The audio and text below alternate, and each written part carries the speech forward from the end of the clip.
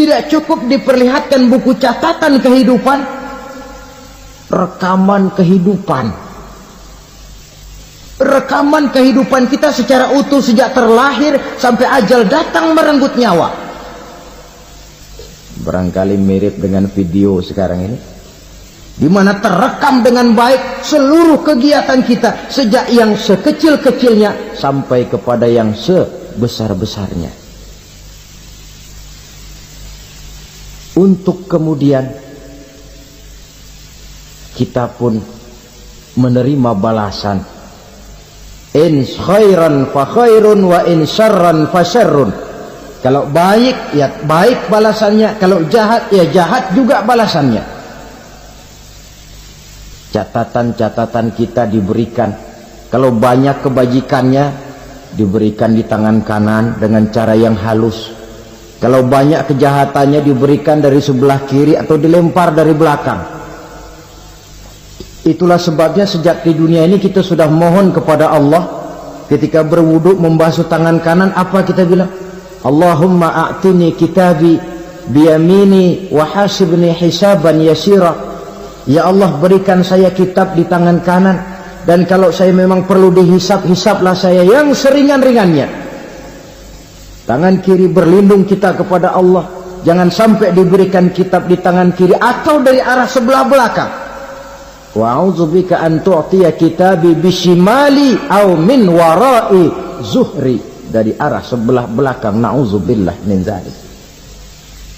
Setelah selesai lewat proses penghisaban, lewat mizan, timbangan, maka yang sudah selesai dihisab itu bergeraklah menuju sirat, jembatan yang terbentang menuju surga melalui neraka. Saudara-saudara, panjangnya perjalanan sirat itu memakan waktu ratusan tahun. Tetapi orang yang lewat di atas sirat pun macam-macam, bergantung amalannya ketika di dunia ini. Ada yang lewat di atas sirat itu kalbarkil khatib, seperti kilat yang menyambar, lep, sudah sampai dia di surga. Cepat bukan main. Ada yang lewat di atas sirat itu seperti orang lari-lari. Ada yang lewat di atas sirat itu seperti orang jalan biasa. Ada yang sambil merangkak, ada yang sambil ngesor, ada yang sambil gelayutan, ada yang selamat sampai ke ujung ke surga, ada yang tergelincir jatuh masuk ke dalam neraka, bergantung amalannya dalam kehidupan di dunia sekarang ini. Tiap kita akan melewati yang namanya sirat ini. Saudara-saudara kaum muslimin yang saya hormati, dengan demikian mereka yang selamat melalui sirat sampai ke terminal akhir surga, mereka yang ketika dihisab ternyata banyak kejahatannya daripada kebaikannya, mereka singgah di dalam neraka. Nah, adapun orang-orang yang beriman menurut ayat Quran dan hadis Nabi itu nanti ada bermacam-macam. Ada orang beriman itu yang dimasukkan surga. Ada orang beriman itu yang dimasukkan ke dalam surga. Ada orang beriman itu yang disebut penduduk surga. Kenapa lain-lain, Pak? Karena waktu di dunia amalannya juga lain-lain.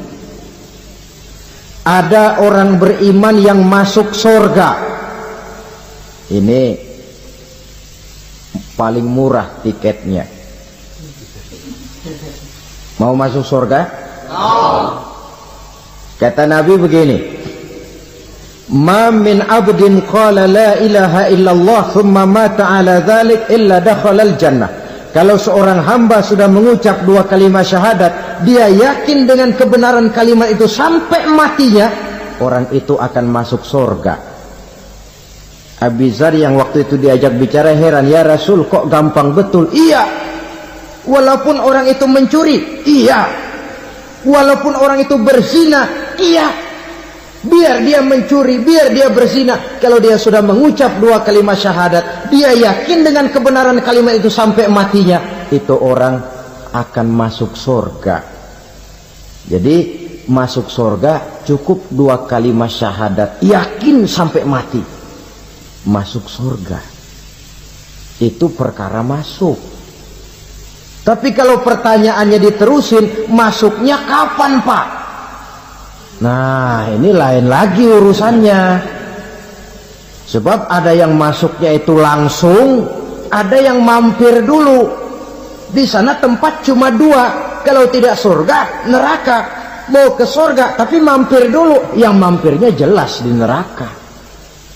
Kenapa? Dalam hadis qudsi ada riwayat, nanti itu di akhirat, setelah Allah selesai mengatur penduduk surga masuk surga, yang neraka masuk neraka, Allah berkata kepada malaikat Malik, malaikat Malik, labaik ya Allah, itu bajingan-bajingan tengik, manusia-manusia durjana yang waktu di dunia tidak mau sujud, jauh dari ulama, gemar melakukan yang munkarat dan maksiat, hidup di tengah masyarakat selalu jadi bibit keonaran, kufur, sudah masuk neraka semua. Sudah ya Allah. Nah, kalau sudah, coba sekarang kamu masuk Malik. Saya, iya, masuk neraka. Mau apa ya Allah? Kata Allah, akhriju minan nar man kana fi qalbihi misqala habatin min khardalin min iman. Kau masuk neraka, cari di dalam neraka orang-orang yang ada imannya walaupun kecil sebesar biji zarah, angkat mereka keluar. Apabila datang kematian menimpa seseorang, datanglah kiamat baginya. Itu yang disebut dengan kiamat kecil. Hakikatnya mati adalah perpindahan dari kehidupan di dunia ini menuju kehidupan di alam barzakh. Menunggu kita di alam barzakh sampai datangnya saat kiamat, entah 10 tahun, entah 100 tahun, entah 1000 tahun, hanya Allah saja yang maha tahu. Adapun orang-orang beriman yang melakukan amal kebajikan dalam kehidupan di dunia ini, masa penantian yang lama di alam barzakh buat mereka sebentar saja. Tetapi bagi orang-orang kafir yang ingkar, yang tidak beriman kepada Allah, yang hidup di dunia cuma menumpuk-numpuk dosa, tentu penantian di alam barzakh akan merupakan waktu yang sangat lama. Bukankah dalam kehidupan kita waktu itu memang relatif? Contoh misalnya, bagi pemuda-pemudi yang sedang duduk asyik memadu cinta, waktu 4-5 jam saja rasanya cuma 4-5 menit, tenggelam oleh keasikan. Tapi buat orang yang berbaring di rumah sakit, meratap di balik-balik apa itu tembok derita kata lagu, di balik dinding-dinding penjara, sehari bagai seminggu, seminggu rasa sebulan, sebulan boleh jadi rasa setahun, penantian yang sangat lama. Kapan kiamat itu akan datang? Ini rahasia Allah. Jangankan kita yang orang awam, baginda Nabi sendiri tidak diberitahu oleh Allah kapan kiamat itu akan terjadi. Tetapi sungguh pun demikian, banyak hadis-hadis yang menjelaskan ciri atau tanda-tanda datangnya kiamat. Nah, kalau sudah bicara soal tanda, tanda kiamat itu ada dua. Pertama yang disebut alamatus sughra, tanda-tanda kecil. Ini waktunya masih ada tenggang. Ada yang dinamakan alamatul kubra, tanda-tanda besar. Artinya kiamat sudah diambang pintu. Apa tanda-tanda kecil dari datangnya hari kiamat itu? Misalnya kata Nabi, apabila ilmu sudah diangkat oleh Allah, artinya apabila ulama sudah banyak wafat, minat orang belajar agama berkurang, lalu kebodohan nampak merajalela di mana-mana, zina dikerjakan secara terbuka, minuman-minuman keras jadi kebanggaan. Itu termasuk di antara tanda-tanda kecil terjadinya hari kiamat. Apalagi misalnya iza waladatil ammatu rabbataha, apabila budak sudah melahirkan tuan. Apa maksudnya? Ada yang mentafsirkan apabila anak sudah bisa membudaki orang tuanya. Orang tua yang melahirkan dia, yang membesarkan dia, demi setelah si anak besar jadi orang berpangkat, bertitel, berharta, berkedudukan, jadilah orang tua itu budaknya. Sehingga sering dibilang kalau orang tua kaya, anak jadi raja. Tapi kalau anak yang kaya, orang tua sering jadi budak. Apalagi munculnya fitnah yang bergelombang, timbul perang antara dua bangsa yang besar, waktu berjalan terasa sangat pendek sekali. Itu merupakan tanda di antara tanda-tanda kiamat. Termasuk di dalamnya sulit membedakan mana laki, mana perempuan. Kan kalau tanda-tanda kayak begini sekarang sudah banyak kita lihat kan. Ulama banyak wafat, penggantinya sulit. Zina dikerjakan berterang-terangan, minuman keras jadi kebanggaan, banyak anak membudaki orang tuanya, sulit membedakan mana laki mana perempuan. Kadang-kadang dari belakang kita lihat perempuan bener, begitu kita colek nengok jenggotan.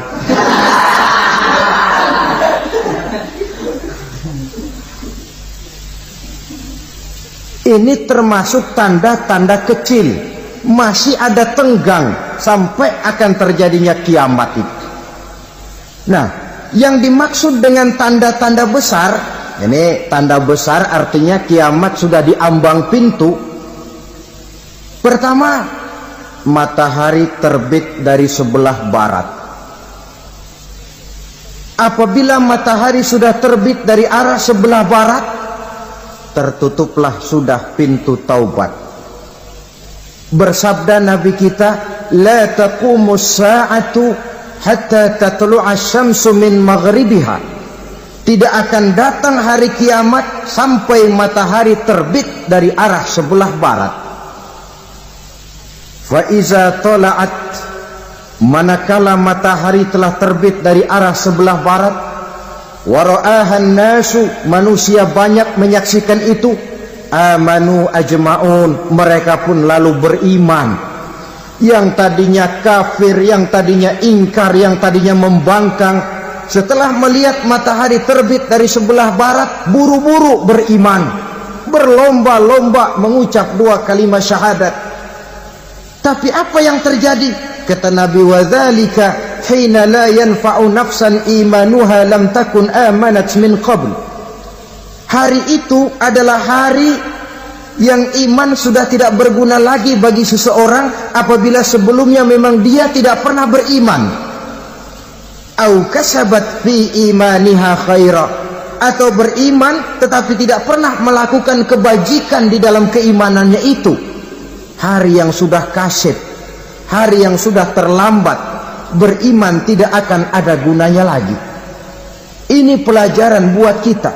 Sebelum sang surya terbit dari sebelah barat, sebelum nafas sampai di tenggorokan, artinya pintu taubat masih terbuka. Kalau dua hal itu sudah terwujud, nafas sudah sampai di kerongkongan atau matahari sudah terbit dari arah sebelah barat, tertutuplah sudah pintu taubat. Tak ada lagi gunanya pangkat, jabatan, harta, bahkan beriman pun dalam suasana macam itu. Too late, kata orang Kulon. Sudah terlambat. Matahari terbit dari arah sebelah barat. Itu tanda besar, artinya kiamat sudah diambang pintu. Lalu apalagi tanda besar? Munculnya Dajjal. Dajjal artinya pendusta-pendusta yang menyesatkan manusia. Ada dua macam Dajjal, saudara. Ada Dajjal kecil. Ini Dajjal kelas teri. Kalau ini sejak zaman Rasulullah sudah ada itu. Tiap zaman ada. Di zaman Rasulullah misalnya ada yang bernama Aswad al-Unsi dari Yaman. Ada yang namanya Musailamah al-Kazzab dari Yamama. Ada yang namanya Ibnu Sayyad dari Madinah. Ini Dajjal di zaman Rasul. Musailamatul Kazzab memproklamirkan diri jadi nabi dia. Di zaman Rasul masih hidup. Ini Dajjal zaman Nabi. Di zaman sahabat muncul Dajjal. Di zaman kita sekarang ini Dajjal pun gentayangan. Dajjal kelas teri. Kerjanya mendustakan manusia, menyesatkan manusia, memalingkan manusia dari jalan yang benar dan diridhoi oleh Allah Subhanahu wa taala. Adapun yang merupakan tanda besar dari datangnya kiamat, Dajjal kelas kakap. Pembohong-pembohong besar yang menyesatkan masyarakat manusia berpaling dari jalan Allah mengikuti jalan mereka. Apa sih ciri Dajjal itu? Kata Nabi dalam hadis Bukhari Muslim, "Inna Dajjala", sesungguhnya yang namanya Dajjal itu yakhruju, satu saat akan muncul mendekati hari kiamat. Wa inna ma'ahu ma'an, si Dajjal ini membawa air. Wa naran, dan juga membawa api. Dua simbol. Di tangan yang satu dia bawa air, di tangan yang satu dia bawa api. Wa ammal ladzi yarahu an-nasu ma'an fanarun, adapun yang orang banyak lihat air, hakikatnya adalah api. Yang dilihat api, hakikatnya adalah air. Oleh sebab itu, kalau api yang ditawarkan, ambillah air. Kalau air yang ditawarkan, pilihlah api. Maksudnya apa ini? Ini bahasa simbol, saudara-saudara. Dajjal bicaranya seolah-olah untuk kepentingan manusia, menawarkan surga. Surga yang dia tawarkan hakikatnya neraka. Hai manusia, kalau kau mau bahagia, jangan dekat-dekat dengan agama. Solat itu tidak efektif dan efisien, tidak produktif dari segi ekonomi itu. Menghadiri majelis taklim cuma buang-buang waktu. Tahajud, tasbih, tahlil, baca Quran, apa itu? Pekerjaan mubazir saja. Hidup ini cuma sekali, masa yang cuma sekali, manfaatkan dengan sebaik-baiknya. Mumpung, dibawanya sifat mumpung tetapi dalam pengertian yang sangat negatif. Bicaranya seolah-olah untuk kepentingan manusia, tetapi sebenarnya menjerumuskan manusia. Menawarkan air, tapi sebenarnya api. Menawarkan api, tapi hakikatnya air. Buat apa kamu sholat? Buat apa kamu bayar zakat? Buat apa kamu puasa? Surga yang dicanangkan Dajjal, hakikatnya neraka. Neraka yang digambarkan Dajjal, pada dasarnya adalah surga. Jadi memutarbalikkan fakta itu kerjaan Dajjal. Yang hak jadi batil, yang batil dibilang hak, yang benar jadi salah, yang salah malah jadi benar. Tuntunan disuruh jadi tontonan, tontonan malah menjadi tuntunan. Itu pekerjaan Dajjal profesinya. Zamannya Nabi Adam, Dajjalnya kan iblis. Betul? Betul. Apa sih gang kerayuan iblis itu? Allah setelah menciptakan Nabi Adam kan bilang, Adam, kau dan istrimu Hawa tinggal di surga ini. Seluruh fasilitas yang ada di surga persilahkan kau nikmati. Satu yang tidak boleh, jangan coba-coba dekati pohon khuldi. Dekat saja jangan, apalagi sampai memetiknya. Datang Dajjal yang namanya iblis ini. Adam, kamu tahu nggak kenapa tidak boleh makan buah khuldi? Ya nggak tahu, pokoknya saya dilarang. Bodoh kamu Dam. Khuldun artinya kekal. Kalau kamu makan itu buah, kau akan kekal di surga buat selamanya. Allah tidak kepengen, maka dilarang kamu makan buah khuldi. Kalau kau ingin kekal di surga Adam, makan saja. Saya bicara begini ini untuk kepentingan kamu Adam. Ini kan ciri-ciri Dajjal. Bicaranya sih seolah-olah untuk kepentingan Nabi Adam, hakikat sebenarnya menjerumuskan Nabi Adam supaya ingkar dan melanggar larangan dari Allah Subhanahu wa ta'ala. Jadi setelah muncul Dajjal, timbul kekacauan-kekacauan di masyarakat. Banyak yang terpengaruh, terpedaya dan terpesona, termasuk mereka yang memproklamirkan diri jadi nabi, mereka yang memproklamirkan diri jadi rasul di zaman sesudah Rasulullah wafat. Itu adalah Dajjal. Maka saya ingatkan, kalau di zaman kita sekarang ini ada orang ngaku jadi nabi, ada orang ngaku jadi rasul, biar bahasa Arabnya kental, Quran hafal, hadis ribuan hadis hafal, biar pakai serban sampai menyengser ke tanah, bahasa Arabnya fasih, tapi dia mengaku jadi nabi, jadi rasul, kita umat Islam wajib tidak percaya. Wajib untuk tidak percaya. Itulah Dajjal zaman kita sekarang ini. Tidak mustahil mereka datang mempengaruhi orang-orang awam supaya berpaling dari Rasulullah, mengikuti mereka. Nah, di akhir zaman nanti, mendekati hari kiamat, Dajjal ini muncul. Dajjal kelas kakap, menyesatkan masyarakat manusia untuk berpaling dari Islam, mengikuti seruan mereka. Apalagi di antara datangnya kiamat itu, tanda yang besar itu, turunnya Nabiullah Isa Al-Masih, putra Maryam. Menurut berbagai hadis yang sahih, Nabi Isa Al-Masih nanti akan turun lagi, tidak membawa risalah yang baru, tapi meluruskan risalah Islam ini yang telah banyak ditinggalkan oleh masyarakat. Bahkan ada hadis menjelaskan beliau akan membunuh Nabi, mematahkan kayu-kayu salib, lalu melaksanakan haji dan umrah mengikuti syariat Nabi Muhammad, bukan membawa agama baru.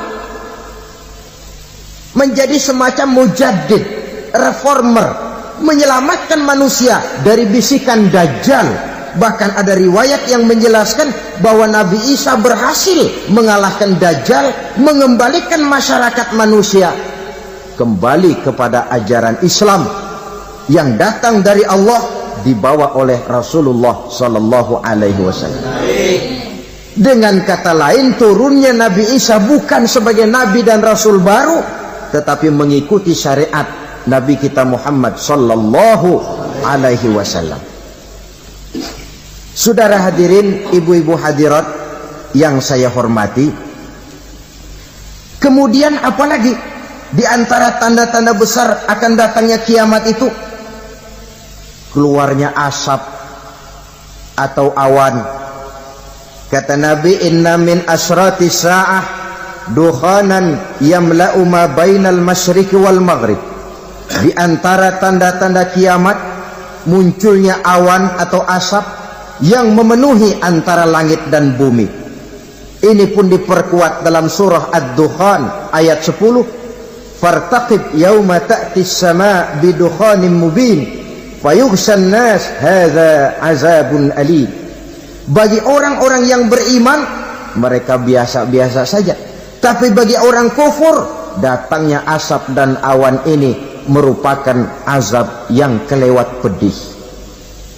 Barangkali sedikit mendekati gambaran tentang azab yang pedih ini, saya ingatkan alam pikiran kita kepada peristiwa yang belum lama terjadi. Pernah dengar berita bocornya reaktor nuklir di Chernobyl, Uni Soviet? Pernah dengar? Bocornya reaktor nuklir di Chernobyl yang mengakibatkan ratusan bahkan sangat mungkin ribuan nyawa. Cuma satu reaktor. Bagaimana kalau seluruh cadangan nuklir yang dimiliki oleh para negara adik kuasa ini diledakkan? Bahkan yang konon menurut catatan, cadangan nuklir yang dimiliki bersama oleh Amerika dan Rusia sekarang ini sudah sanggup memusnahkan 6 miliar manusia. 1,5 kali lebih banyak dari jumlah manusia yang nongkrong di permukaan bumi ini. Saudara-saudara hadirin yang saya hormati, lalu saat mendekati hari kiamat, apalagi tandanya? Setelah Nabi Isa wafat, pada saat turunnya yang kedua kali, lalu Allah meniupkan angin sejuk. Semua orang-orang beriman, orang-orang baik wafat, sehingga penghuni bumi ini cuma tinggal lagi terdiri dari orang-orang kafir. Tidak ada lagi di bumi ini yang bisa mengucapkan Allah. Sehingga dalam hadis qudsi itu ada keterangan, innallaha azza wa jalla yaqulu li Israfil. Allah pernah pesan kepada malaikat Israfil, kata Allah, Israfil, iza sami'ta qailan yaqul Allah Allah fa akhirin nafah 40 sanatan ikraman liqailiha. Hai Israfil, apabila kau dengar di permukaan bumi masih banyak orang yang mengucapkan Allah Allah, maka tunda sangkakala kiamat itu 40 tahun. Untuk apa? Ikraman liqailiha, menghormati orang yang mengucapkan Allah Allah itu. Wah, jadi karena sekarang masih banyak yang mengucapkan Allah, besar hatilah kita, masih jauh kiamat itu. Tapi jangan lupa, kiamat pribadi, kiamat kecil itu yang nggak kita sangka-sangka. Ajal datang mencabut nyawa, itu kiamat pribadi, dan itu yang pasti kita hadapi, dan itu yang membuat kita tidak boleh bersikap main-main di dalam kehidupan sekarang ini. Saudara hadirin yang saya hormati, tidak ada lagi orang-orang muslim. Seluruh penduduk dunia ini kafir. Lalu terciptalah struktur sosial yang berlandaskan prinsip hidup semau gue. Bakal terjadilah prinsip di mana yang kaya menyantap yang miskin, yang kuat menindas yang lemah.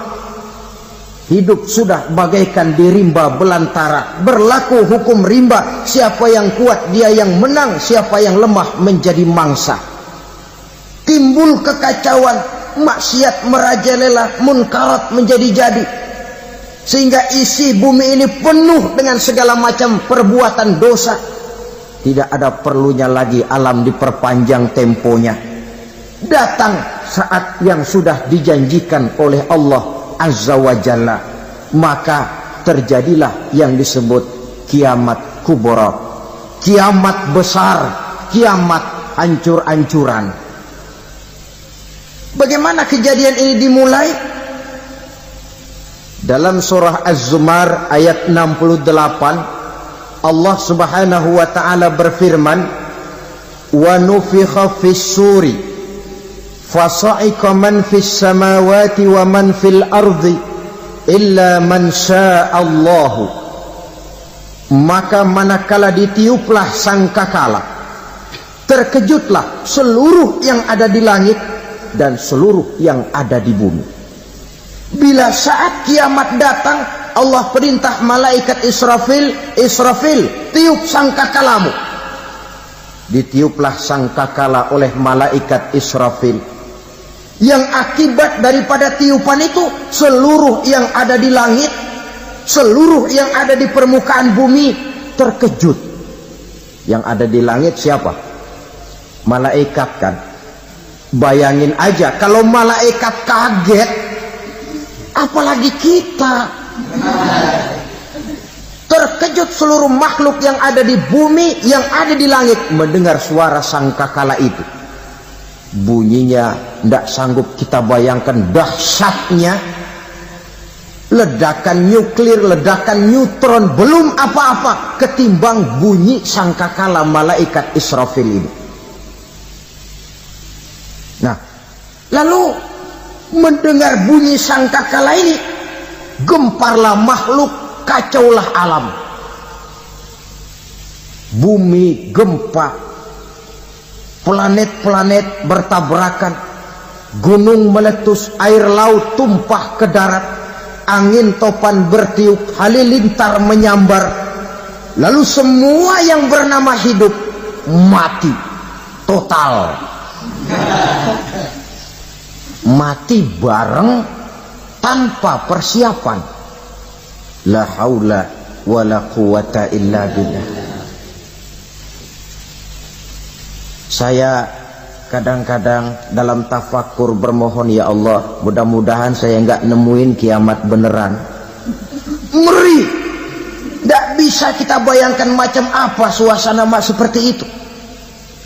Allah saja banyak memberikan gambaran, misalnya Al-Qari'ah, wa mal qari'ah, wa ma adraka mal qari'ah. Kejadian yang menggemparkan. Tahukah kamu apa kejadian yang menggemparkan itu? Yauma yakunun nasu kal farasil mabsus wa takunul jibalu kal ihnil manfus. Pada saat itu manusia berterbangan bagai kupu-kupu.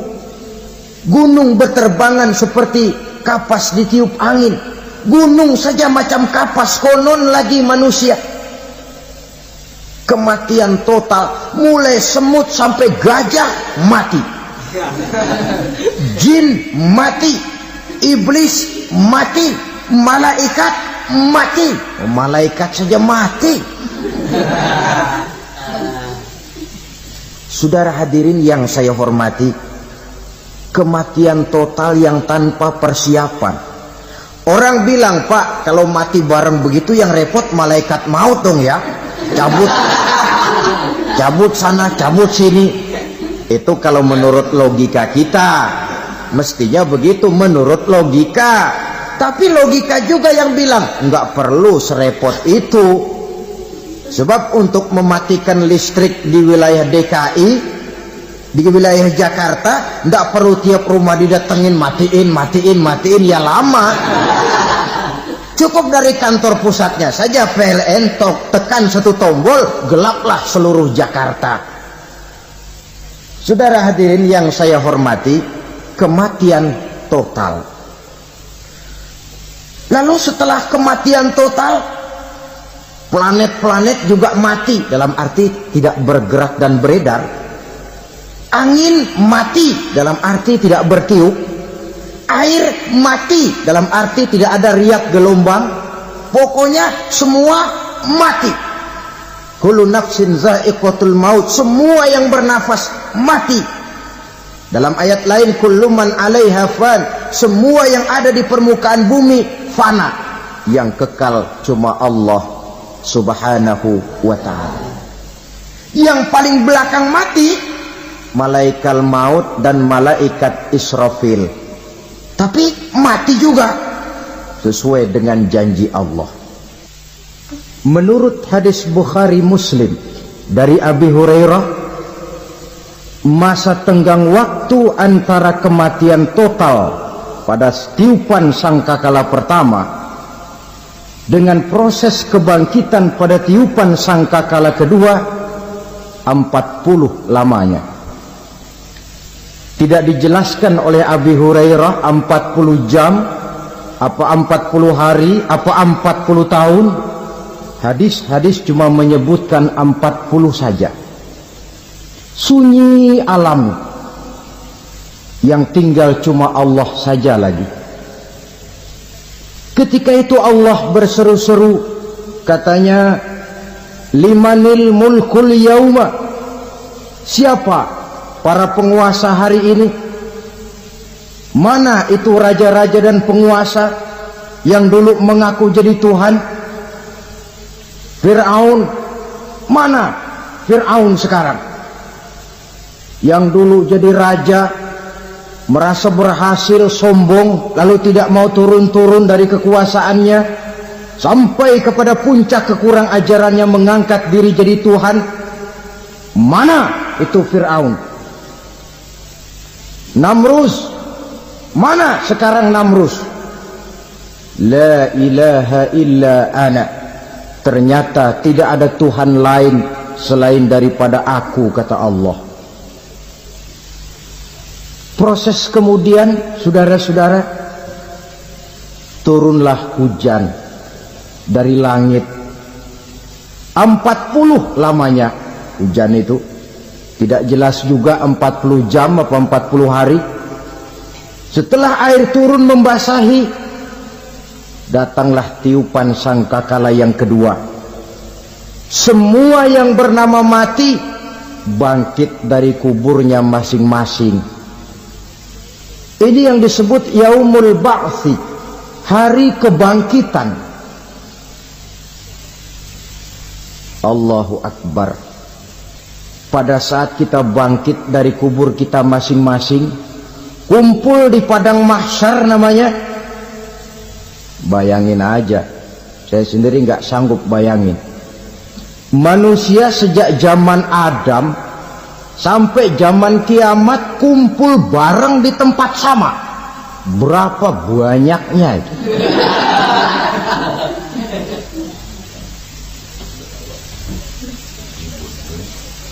Dan yang luar biasa, menurut satu riwayat, pada saat bangkit itu, Masya Allah, roman muka kita berubah,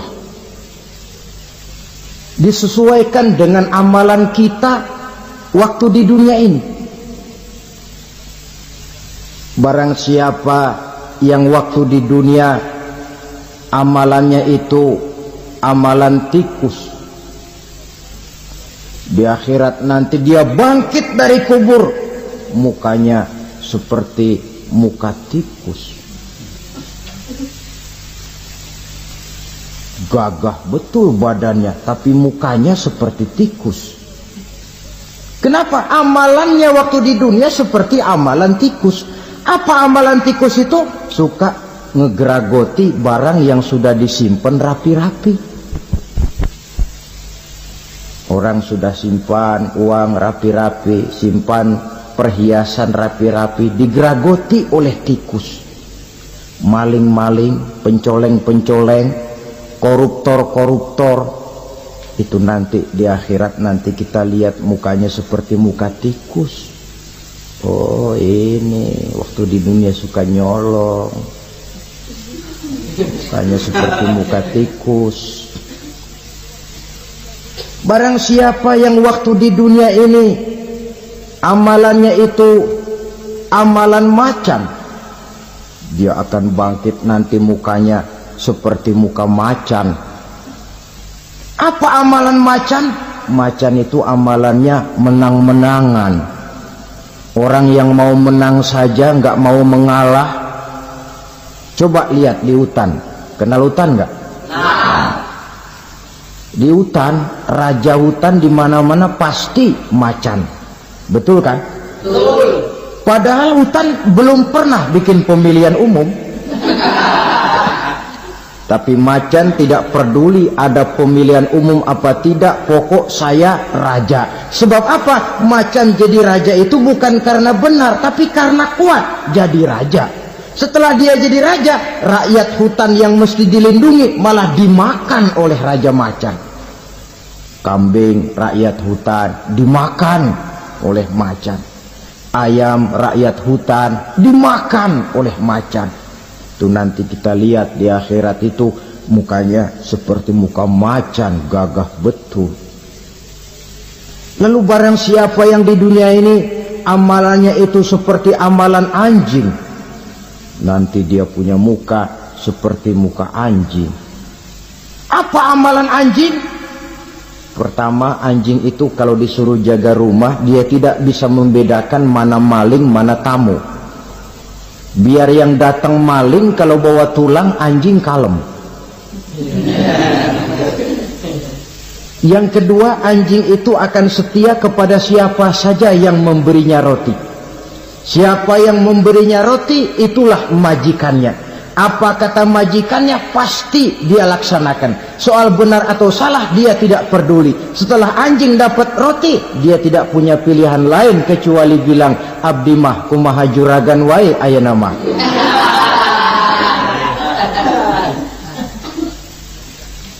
Saudara hadirin yang saya hormati,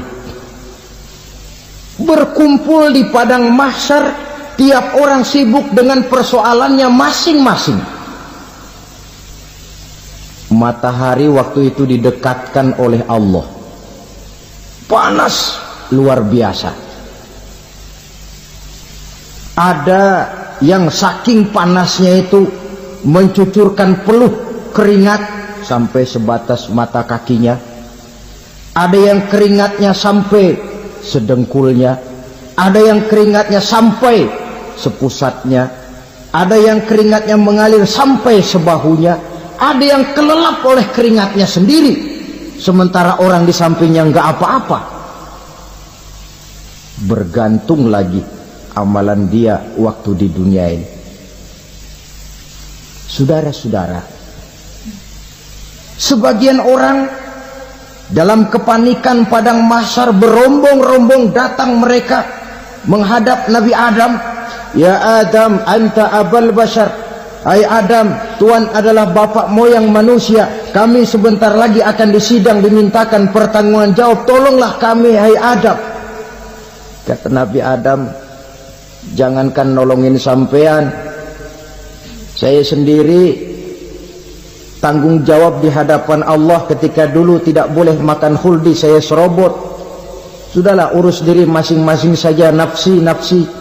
Begitu kata Nabi Nuh, begitu kata Nabi Ibrahim.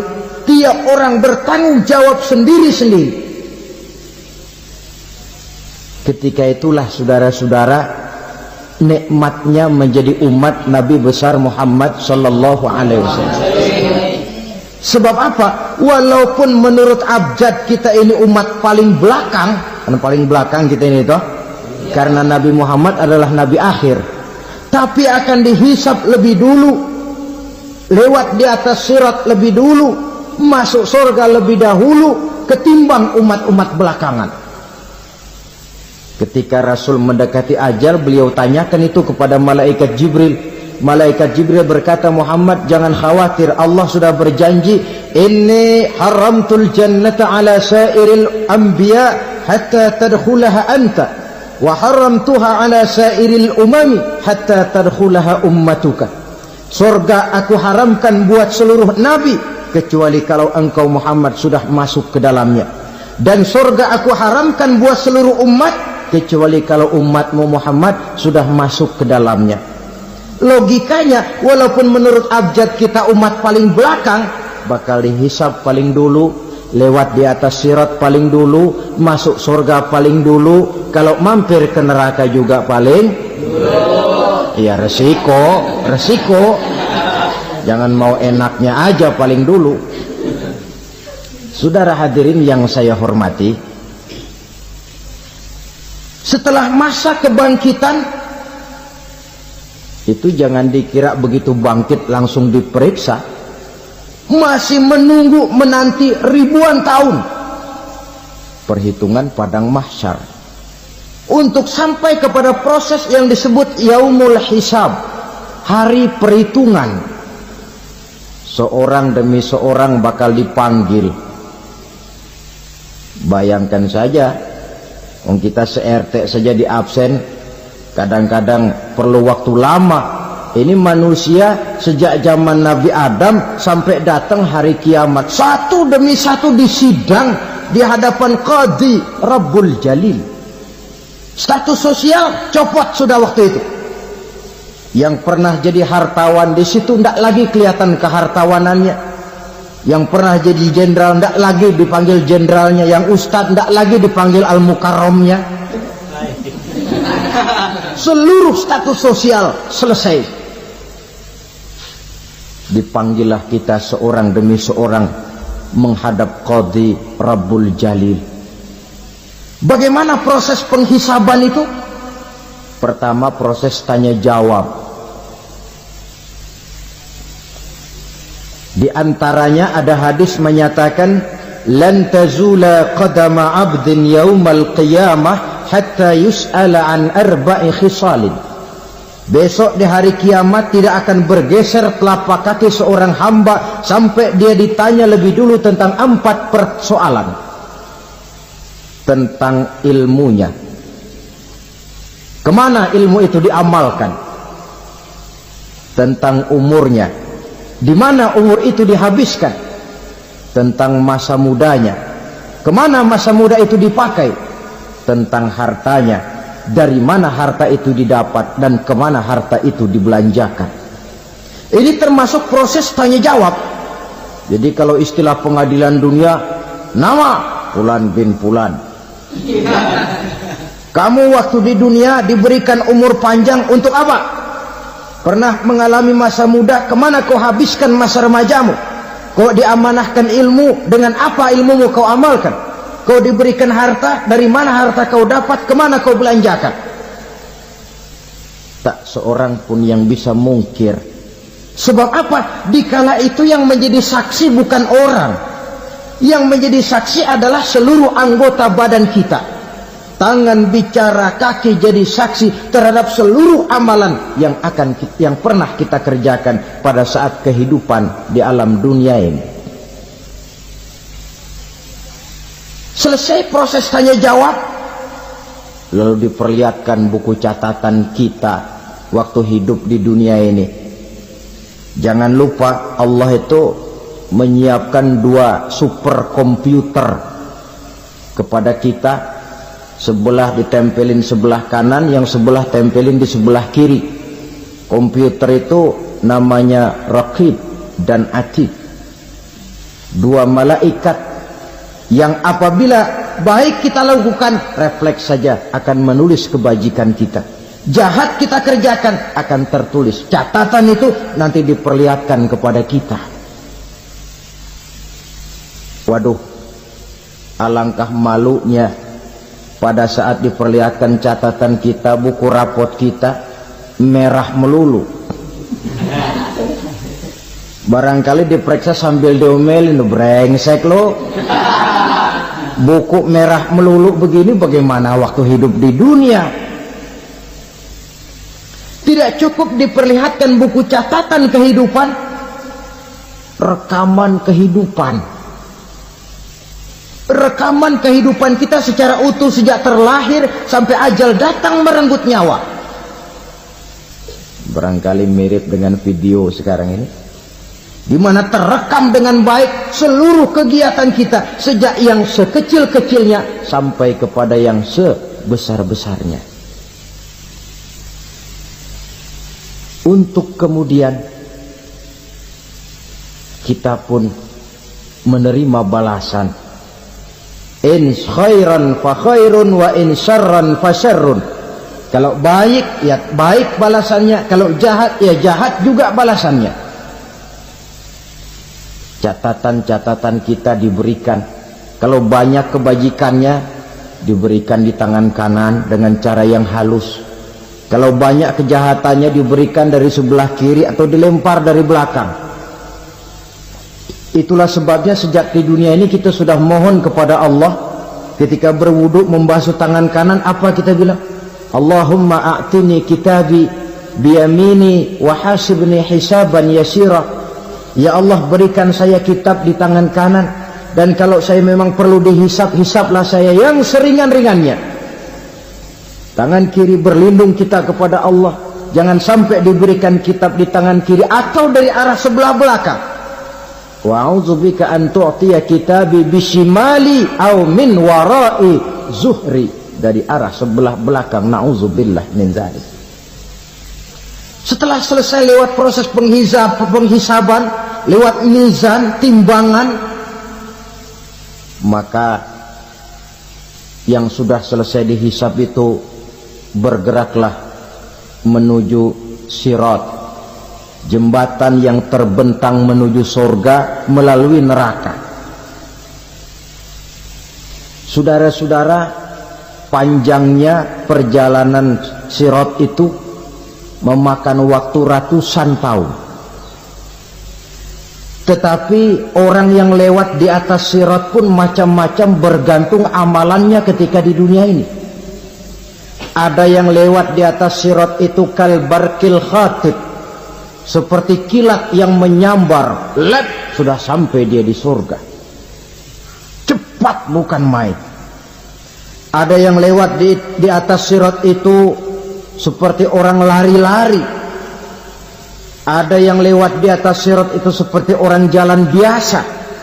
Ada yang sambil merangkak, ada yang sambil ngesor, ada yang sambil gelayutan, ada yang selamat sampai ke ujung ke surga, ada yang tergelincir jatuh masuk ke dalam neraka, bergantung amalannya dalam kehidupan di dunia sekarang ini. Tiap kita akan melewati yang namanya sirat ini. Saudara-saudara kaum muslimin yang saya hormati, dengan demikian mereka yang selamat melalui sirat sampai ke terminal akhir surga, mereka yang ketika dihisab ternyata banyak kejahatannya daripada kebaikannya, mereka singgah di dalam neraka. Nah, adapun orang-orang yang beriman menurut ayat Quran dan hadis Nabi itu nanti ada bermacam-macam. Ada orang beriman itu yang dimasukkan surga. Ada orang beriman itu yang dimasukkan ke dalam surga.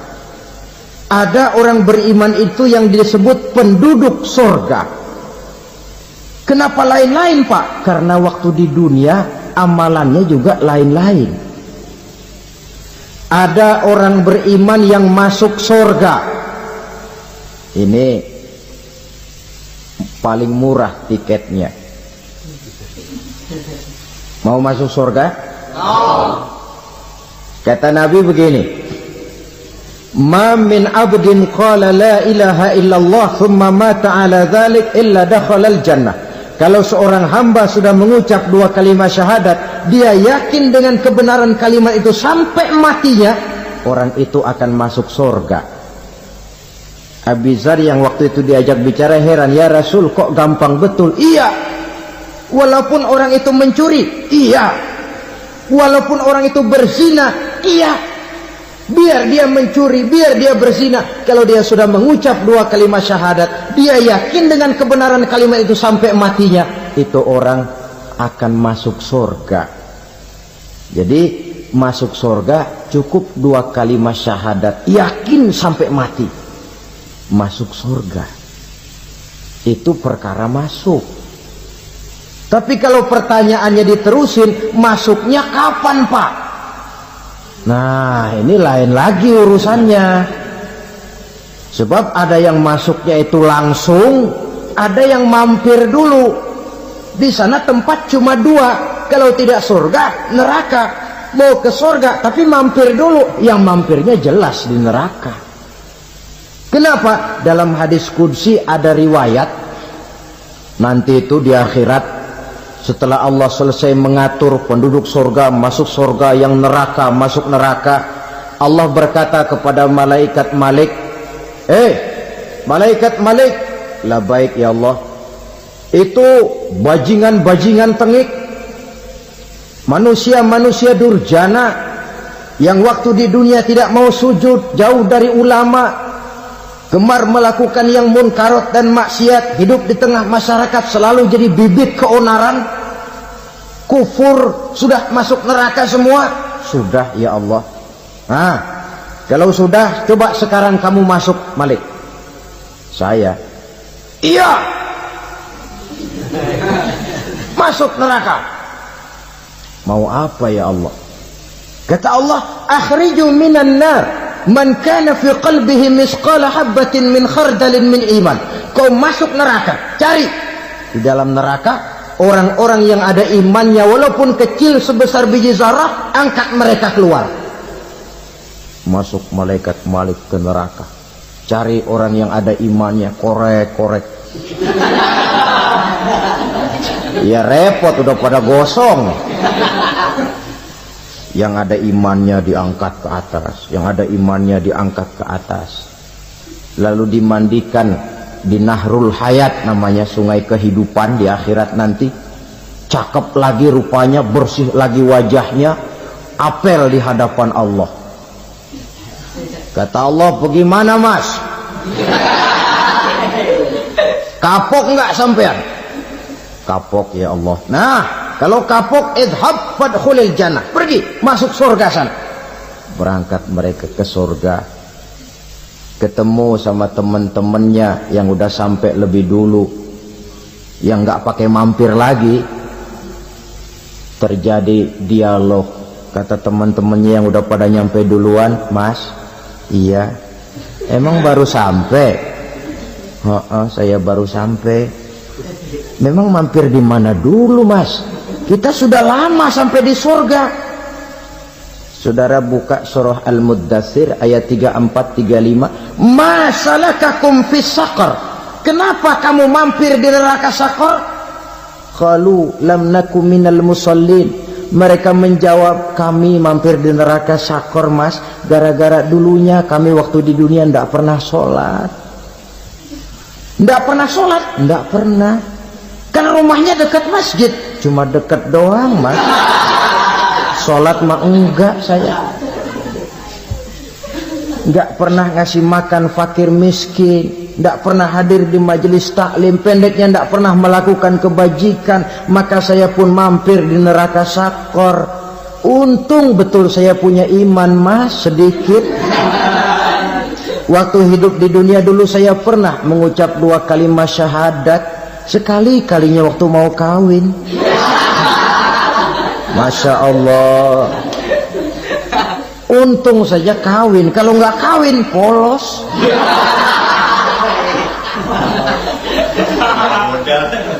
Itu juga pengulu sudah setengah mati ngajarin. Asyhadu alla, asyaduaan, asyaduaan.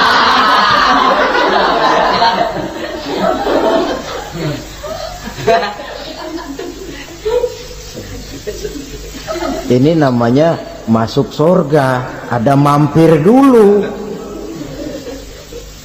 Ada pula orang mukmin itu yang dimasukkan surga. Namanya dimasukkan kan terima beres. Saya masuk ke rumah, jalan sendiri, cari tempat sendiri. Saya dimasukkan ke dalam rumah, terima beres, pokok ada di dalam, itu dimasukkan namanya. Nggak pakai mampir. Tapi tentu tiketnya lebih mahal ketimbang yang pertama tadi. Apa kata Allah? Innal ladzina amanu wa amilus salihat la ukaffiranna anhum sayyi'atihim wa la udkhilannahum jannah.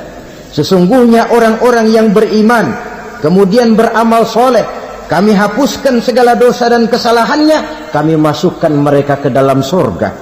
Lihat ayatnya, Allah yang memasukkan, kita yang dimasukkan. Tidak pakai transit, tidak usah mampir. Cuma tidak cukup syahadat, tidak cukup amanu, tapi diiringi dengan wa'amilus salih. Iman, amal. Tidak cukup syahadat, lalu dibuktikan dia sholat, dia zakat, puasa, lalu dia melakukan berbagai macam kebajikan. Ini yang menyebabkan dia tidak pakai mampir di tempat yang bernama Sakor. Lalu ada pula orang mukmin itu yang disebut penduduk sorga. Wah, ini sudah VIP ini. Ashabul jannah, penduduk sorga.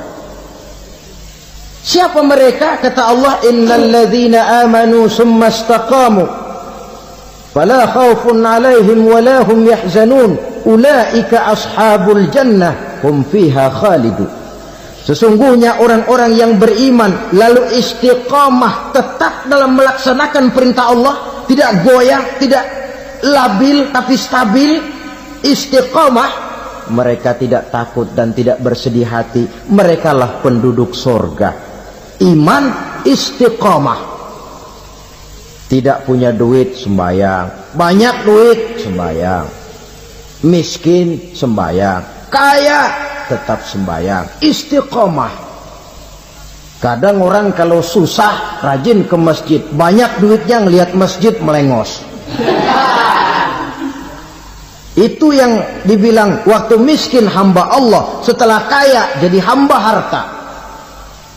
Bergeser, tidak ada nilai istiqomahnya.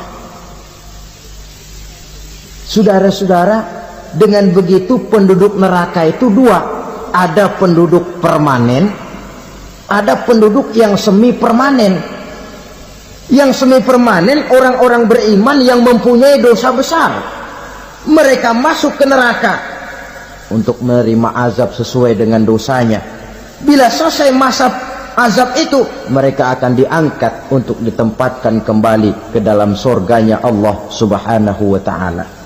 Nah, dikala itulah saudara-saudara, ada yang disebut syafaat dari Rasulullah Sallallahu Alaihi Wasallam. Tapi tentu jangan lupa, syafaat ini ibarat kain menambal dia. Kita punya kain bolong-bolong sedikit, syafaat yang menambal. Solat kita ada kurang dikit, sedekah kita ada campur riak dikit, amalan kita ada tidak karena Allah dikit, kita berharap syafaat. Jadi biarlah kain masih bolong-bolong, yang penting punya kain. Tapi kalau kainnya tidak ada, yang ditambal apanya? Sholat tidak, puasa tidak, zakat tidak, berharap syafaat saja, ya, terlalu berlebihan itu. Saudara hadirin yang saya hormati, apabila selesai proses penghisaban, proses penghitungan, maka dikala itulah manusia terbagi dalam dua kelompok besar. Fariqun fil jannah wa fariqun fis sa'ir. Sekelompok orang-orang beruntung yang masuk ke dalam surga, dan sekelompok lagi masuk ke dalam neraka. Akan memakan waktu untuk menceritakan sifat surga dan neraka, tapi insya Allah pada kesempatan pertemuan lain saya sampaikan. Namun sebagai gambaran umum cukuplah saya sampaikan sebuah hadis qudsi. Allah jelaskan, a'dadtu li'ibadiyas salihin ma la 'ainun ra'at wa la uzunun sami'at wa la khatara fi qalbil bashar. Aku sediakan buat hamba-hambaku yang soleh, yang tidak pernah terlihat oleh mata, tidak pernah terdengar oleh telinga, dan belum pernah terdetik dalam hati manusia. Jadi kenikmatan surga belum pernah dilihat mata, belum pernah didengar telinga, belum pernah terdetik dalam hati. Pedihnya azab neraka belum pernah terlihat mata, belum pernah terdengar telinga, belum pernah terdetik dalam hati.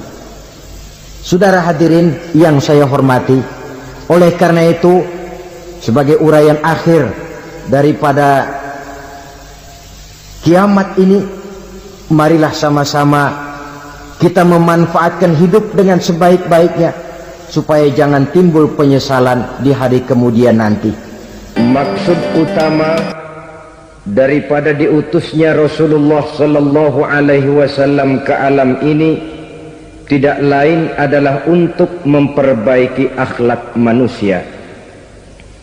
14 abad yang lalu, dari sebuah kota kecil yang tidak ada dalam peta, lahir satu proyek raksasa, proyek memperbaiki akhlak manusia. Di tengah-tengah dunia pada ketika itu, Eropa masih biadab, Afrika belum dikenal orang, Asia sungguh sangat terbelakang, dan semenanjung Arabia dari berbagai aspek kehidupannya dikenal sebagai masyarakat jahiliyah. 13 tahun pertama dari perjuangan selama periode Mekah, apa yang dilakukan oleh baginda Rasul tidak lain adalah memperbaiki akhlak manusia kepada Allah Subhanahu wa ta'ala dengan menanamkan roh, jiwa dan semangat tauhid. Kita tahu bahwa masyarakat jahiliyah menyembah batu, menyembah patung, menyembah berhala yang mereka buat sesuai dengan kekayaannya masing-masing. 360 berhala di sekeliling Ka'bah merupakan bukti nyata dari sesembahan mereka.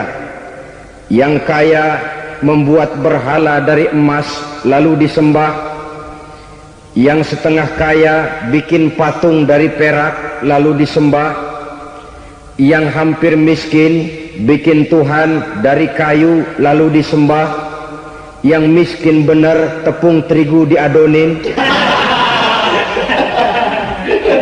lalu dibentuk seperti wujud seseorang kemudian disembah. Dan apabila selesai nyembah perutnya terasa lapar, Tuhannya habis dipretelin. Sepanjang sejarah kemanusiaan cuma masyarakat jahiliyah saja yang sampai makan Tuhan. Sesadis-sadisnya bangsa Indonesia belum pernah sampai makan Tuhan. Maka menghadapi manusia seperti ini, yang pertama dilaksanakan oleh Rasul memperbaiki akhlak mereka kepada Allah, menanamkan la ilaha illallah, bahwa tidak ada Tuhan yang perlu disembah selain daripada Allah Subhanahu wa ta'ala. Ini hakikatnya merupakan inti daripada ajaran Rasul-Rasul terdahulu. Kenapa? Seluruh Rasul bersumber dari satu sumber yang sama, yaitu dari Allah Subhanahu wa ta'ala. Maka prinsip ajaran ketuhanan yang mereka bawa tentu saja sama. Nabi Adam mengajarkan la ilaha illallah, Nabi Nuh mengajarkan la ilaha illallah, cuma tentu sambungannya Nuh Rasulullah. Nabi Ibrahim mengajarkan la ilaha illallah, Ibrahim Rasulullah. Nabi Musa mengajarkan la ilaha illallah, Musa Rasulullah. Bahkan Nabi Isa mengajarkan la ilaha illallah, Isa Rasulullah. Dan Nabi Muhammad mengajarkan la ilaha illallah, Muhammadur Rasulullah. Akhlak manusia kepada Allah dengan menanamkan tauhid. Jadi kalau ingin berakhlak yang benar kepada Allah, jaga tauhid, pegang teguh akidah. Saudara-saudara kaum muslimin rahimakumullah, lawan daripada tauhid adalah kufur. Kufur bisa dua, bisa kufur iman, bisa kufur nikmat. Kufur itu sifatnya, kafir itu orangnya. Ada orang kufur iman, dan ini merusak akhlak kepada Allah Subhanahu wa ta'ala. Kufur iman itu kadang-kadang bentuknya syirik, orangnya disebut musyrik. Kufur iman itu kadang-kadang bentuknya nifaq, orangnya disebut munafik. Kufur iman itu kadang-kadang bentuknya riddah, orangnya disebut murtad. Ini merupakan jenis daripada kufur-kufur iman dan tergelincirnya manusia daripada akhlak kepada Allah Subhanahu wa ta'ala. Benar, di zaman sekarang kita tidak menyembah berhala. Memang di zaman sekarang kita tidak menyembah patung. Iya, kita tidak berkeyakinan Tuhan lebih dari satu. Tapi kadang-kadang akhlak kita kepada Allah sering lentur dan luntur, sering bergoyang dan tergoncang, sering kena erosi dan polusi. Bahwa kita tidak menyembah Latta, Uzza, Manat dan Hubal seperti masyarakat jahiliyah dahulu, memang. Tapi Latta zaman sekarang, Uzza zaman sekarang, Manat dan Hubal di zaman sekarang, berhala-berhala di abad kita sekarang ini kadang-kadang bernama harta, kadang-kadang bernama wanita, kadang-kadang bernama tahta, mungkin juga bernama Toyota.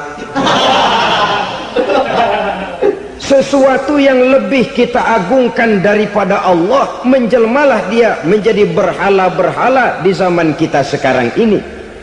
Manakala kita di kantor sudah lebih takut kepada kepala bagian kita daripada kepada Allah, maka Tuhan kita barangkali adalah kepala bagian kita.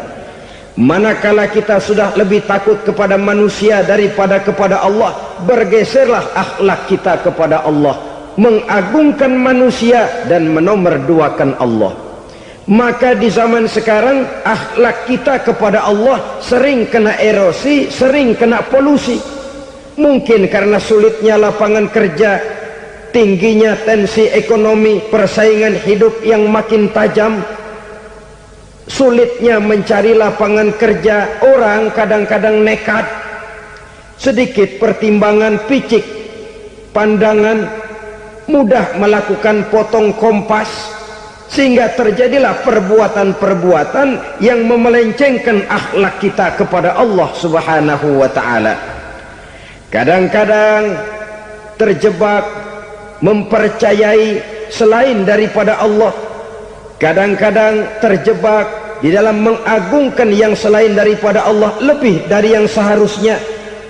Terkenalah akhlak kita kepada Allah jaringan-jaringan erosi dan polusi.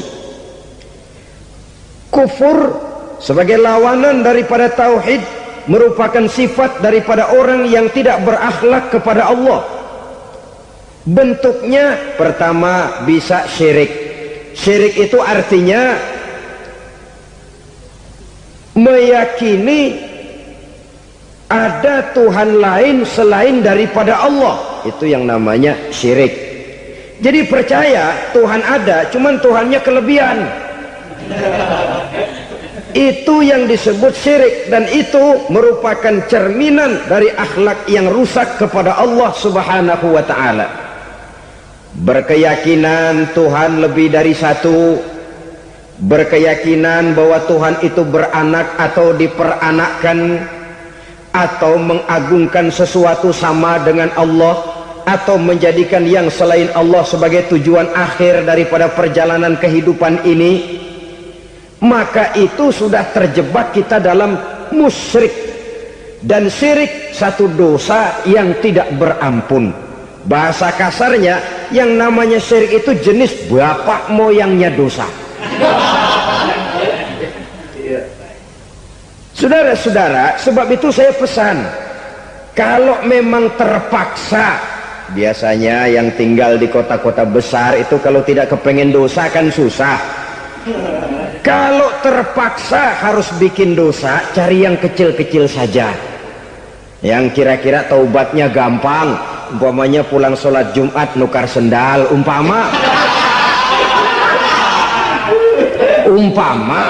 yaitu jelas dosa. Tapi dosa yang taubatnya agak mudah. Jangan sampai terjebak ke dalam syirik, menyekutukan Allah. Kalau sudah menyekutukan Allah, Allah dimadu, murka benar Allah kepada kita. Innallaha la yaghfiru ayyushraka bih wa yaghfiru ma duna dzalika liman yasha. Allah tidak akan memberi ampun kepada orang yang menyekutukannya dengan sesuatu, tapi Allah mau mengampunkan dosa yang selain itu bagi orang yang dikehendakinya. Jadi orang-orang yang sudah terjebak syirik, menyekutukan Allah, meyakini ada Tuhan lain selain daripada Allah, meyakini Tuhan beranak atau diperanakkan, bagaimanapun baiknya mereka di dunia, bagaimanapun sosial jiwanya, bagaimanapun pemurah tangannya memberikan santunan dan pertolongan kepada orang lain, kalau sudah syirik, seluruh nilai kebaikannya akan tidak ada gunanya lagi, karena tidak ada tempat nilai kebaikan itu bergantung. Sedangkan kita berbuat baik agar diterima oleh Allah. Kalau Allahnya marah kepada kita, siapa yang akan menerima nilai kebaikan itu sendiri? Ini bentuk yang pertama. Yang nyata-nyata menyembah berhala, syirik. yang nyata-nyata beriktikad Tuhan lebih dari satu, syirik. Atau yang tersamar. Yang tersamar itu yang sering jadi penyakit kita. Saya sejak ada perkutut ini di rumah, perkutut.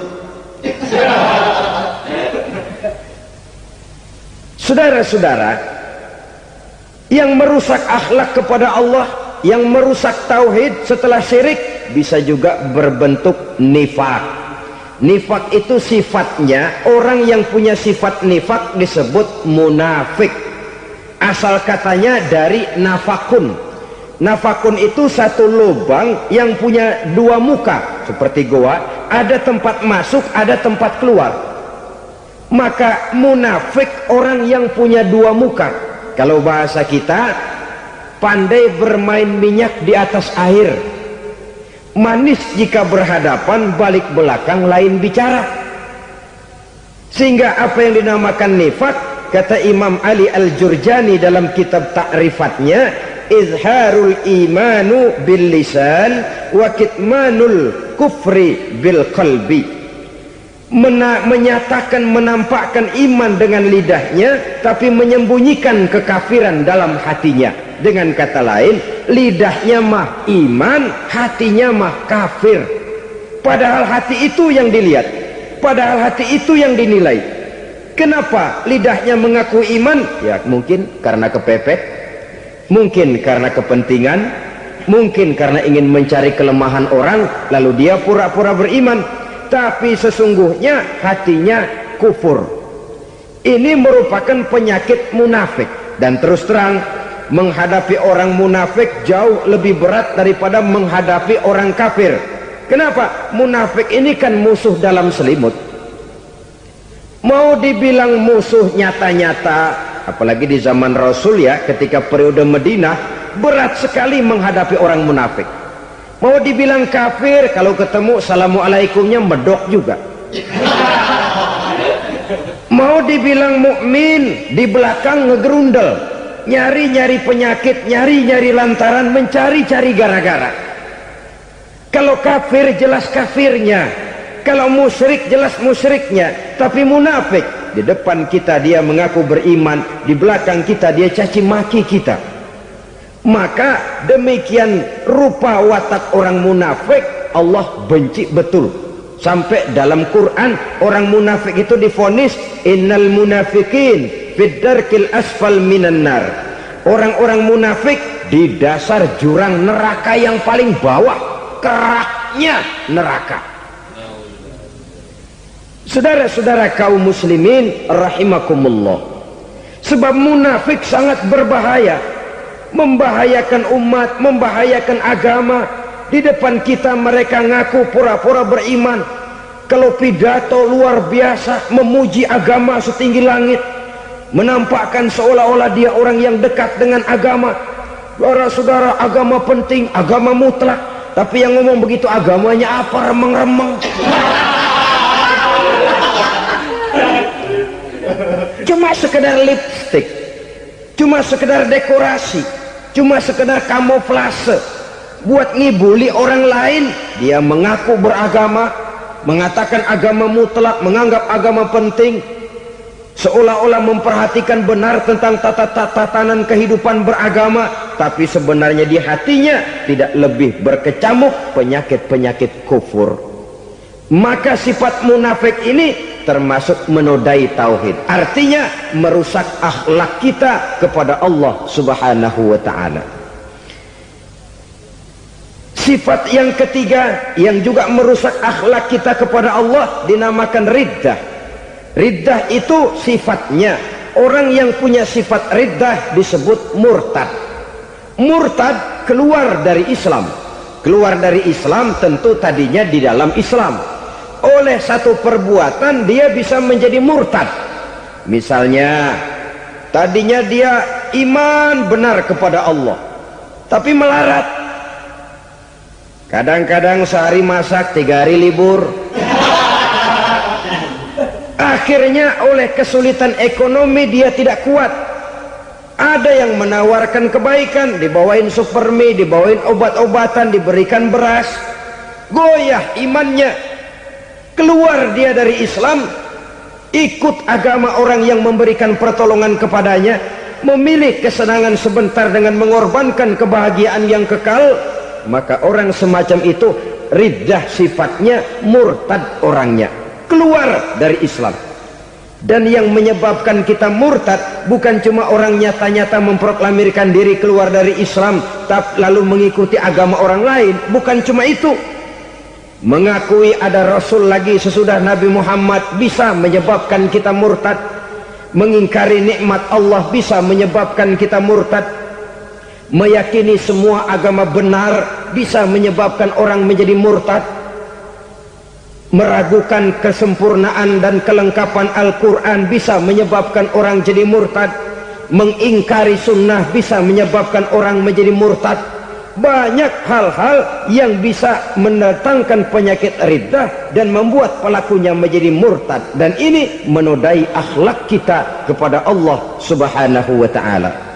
Itu tadi kufur iman, saudara-saudara, nyata-nyata mengingkari Allah, baik dalam bentuk syirik, nifak ataupun riddah. Kufur yang kedua dinamakan kufur nikmat. Apa itu kufur nikmat? Sitru ni'matil mun'im au ya'malu fi mukhalafatil mun'im, menutup-nutup nikmat Allah atau melakukan perbuatan yang menentang, bertentangan dengan kehendak yang memberikan nikmat. Jadi kufur nikmat pertama, nutup-nutupin Tuhan. Tuhan jalingin. Duit lu banyak amat, dari mana? Gua kerja. Lalu kerjanya nomor satu. Orang yang berakhlak kepada Allah, dia akan menjawab, kamu uangnya kok banyak, dari mana? Rizki dari Allah. Caranya, saya kerja. Kerja itu cara, rizki itu dari Allah datangnya. Bukankah di zaman sekarang kita sering terpleset? Ini merupakan cerminan dari rapuhnya akhlak kita kepada Allah Subhanahu wa ta'ala. Karena usaha saya memang, karena saya peras keringat banting tulang, tentu. Tapi sadarkah kita bahwa sepanjang yang bisa kita lakukan cuma berusaha, peras keringat banting tulang, pergi pagi pulang sore? Tapi bisakah kita memastikan hasil usaha kita? Apalagi yang paling dekat, misalnya saja yang sungguh-sungguh di luar jangkauan kemampuan kita, soal rezeki, soal jodoh, soal maut, kitakah yang mengatur? Kitakah yang menentukan? Subhanallah, manusia sungguh tidak berdaya menghadapi tiga hal paling pokok ini. Rezeki, kita cuma bekerja. Kitakah yang menentukan? Tidak. Kita berusaha saja rezeki belum pasti dapat, apalagi kalau kita tidak berusaha. Jangan terjebak dalam fatalisme, belum perang udah nyerah. Emang dasar rezeki datangnya dari Tuhan, gak usah kerja, dan ntar juga kalau dia datang. Dari mana datangnya? Kerja saja belum tentu dapat rezeki, apalagi kalau tidak kerja. Yang jelas usaha perlu, kepastian itu urusan Allah. Ini akhlak kepada Allah Subhanahu wa ta'ala. Jodoh juga begitu, kita berusaha, kita berupaya, Allah menghendaki lain jadinya. Maut juga begitu. Siapa sih yang pengen ngadepi maut? Siapa sih yang pengen mati? Siapa sih yang pengen ketemu malaikat Israel? Tidak seorang pun kalau ditanya, kecuali mereka yang putus asa ya. Kalau otaknya masih normal, mau mati mesti belakangan dulu udah dikit. Tapi yang satu itu, saudara, kalau dia sudah datang, tenaga mana yang bisa menolak? Kalau dia sudah berkunjung, kekuatan mana yang bisa menghindar? Kalau dia sudah ingin bertemu, kemana kita bisa melarikan diri? Manusia sepanjang yang dia lakukan hanya berusaha, tapi kepastian, ketentuan dari Allah Subhanahu wa ta'ala. Orang yang kufur nikmat, nutup-nutupin Allah. Dia merasa rezekinya adalah mutlak peras keringatnya, seolah-olah Allah nggak punya peranan apa-apa di situ. Oh, ini kan saya bisa rumah begini karena saya kerja keras.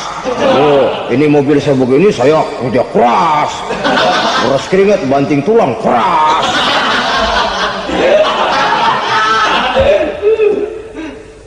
Saudara-saudara kaum muslimin rahimahkumullah, jadi menutup-nutupi Allah. Akibatnya nanti kalau dia berhasil, Allah ketutupan. Kalau dia gagal, orang lain dicaci maki, dicari kambing hitam. Yang kambing hitam kan mahal, karena orang sering cari-cari kambing hitam. Jarang orang mau jujur kalau bertemu kesulitan lalu mencari sebab pada dirinya sendiri. Yang paling enak ya nyalain orang. Lo begitu. Orang lain yang paling enak kita salahin. Au ya'malu fi mukhalafatil mun'im, atau dia melakukan sesuatu yang tidak sesuai dengan kehendak yang memberikannya nikmat. Diberikan kita tangan, mulut sih nggak berhenti, terima kasih Tuhan, alhamdulillah saya dikasih tangan. Cuma nih tangan enteng mat nabokin orang mulu. Itu sudah mukhalafatul mun'im, bertentangan dengan kehendak yang memberikan nikmat. Diberikan harta, mulutnya mah basah, terima kasih Tuhan, alhamdulillah dikasih harta, tapi pelitnya minta ampun, kikir koret medit. Ini juga termasuk kufur nikmat, mempergunakan suatu nikmat bertentangan dengan kehendak daripada yang memberikan nikmat itu sendiri. Saudara-saudara kaum muslimin rahimakumullah, oleh karenanya kufur iman memang lebih bahaya daripada kufur nikmat. Tapi jangan lupa, kufur nikmat bisa menyeret orang kepada kufur iman. Nah kalau Allah udah dialingin, Tuhan sudah dinomor duain, lama-lama kenapa dia tidak mendewakan dirinya sendiri, mendewakan pangkatnya, mendewa-dewakan otaknya, mendewa-dewakan kemampuannya? Pada awalnya dia memang cuma kufur nikmat, tapi lambat laun kalau ini tidak diobati secara pasti, orang akan mengarah kepada kufur iman. Bisa berbentuk syirik, bisa berbentuk nifak, bisa berbentuk riddah. Saudara-saudara, oleh karena itu menjaga akhlak kepada Allah mutlak penting. Sebab apa? Kita tidak berakhlak kepada manusia saja, kita dikucilkan dari pergaulan. Kalau kita tidak berakhlak kepada Allah, dikucilkan oleh Allah. Hadis qudsi menyatakan, man lam yashkur ala na'ma'i wa lam yasbir ala bala'i falyakhruj min tahtis sama'i falyatlub rabban siwaya. Kata Allah, siapa orang yang tidak mau bersyukur terhadap nikmat yang aku berikan kepadanya dan tidak mau sabar terhadap ujian yang aku berikan kepadanya, falyakhruj min tahtis sama'i, persilakan saja keluar dari kolong langitku, waliyatlub rabban siwaya, tolong cari Tuhan lain selain daripada aku. Murka Allah, diusir, cuman gak kedengeran aja. Siapa yang tidak mau syukur terhadap nikmatku, siapa yang tidak mau sabar terhadap ujian yang aku berikan kepadanya, persilakan keluar dari kolong langitku ini, cari Tuhan lain selain aku. Nah, langit Tuhan yang punya, Tuhan kita lawan, diusir dari kolong langit, mau pindah ke kolong mana?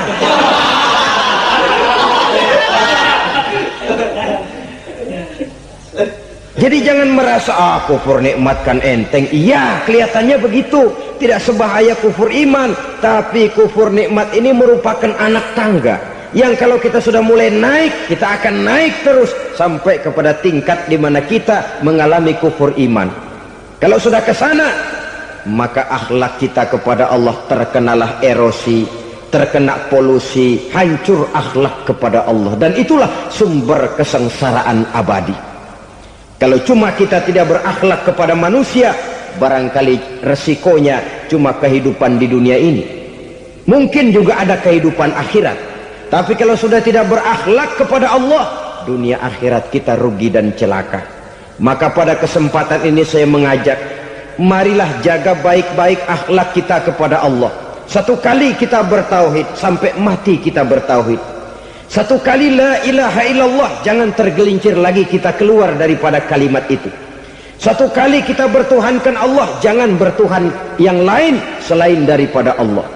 Jangan sekutukan Allah, jangan samakan Allah dengan sesuatu, jangan mengangkat yang lain sama agungnya dengan Allah.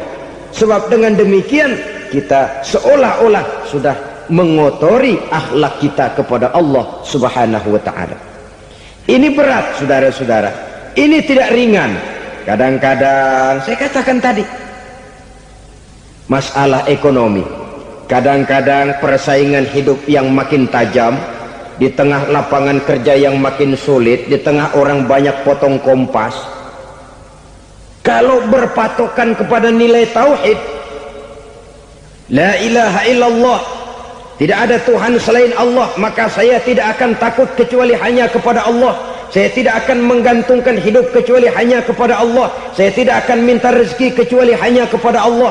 Kadang-kadang situasi yang nekat membuat kita kehilangan keseimbangan, kehilangan pertimbangan, picik pandangan. Akibatnya kita merusak akhlak kepada Allah Subhanahu wa ta'ala. Ironinya kan orang sekarang kalau ditanya, lu nyolong ya? Iya. Kok berani? Emang. Lu nggak tahu Tuhan lihat? Tahu. Kok nyolong juga? Biarin. Kalau Tuhan mah lihat, jaga ribut. Enggak ribut katanya. Kalau orang lihat, 2 orang saja tahu, geger kelurahan.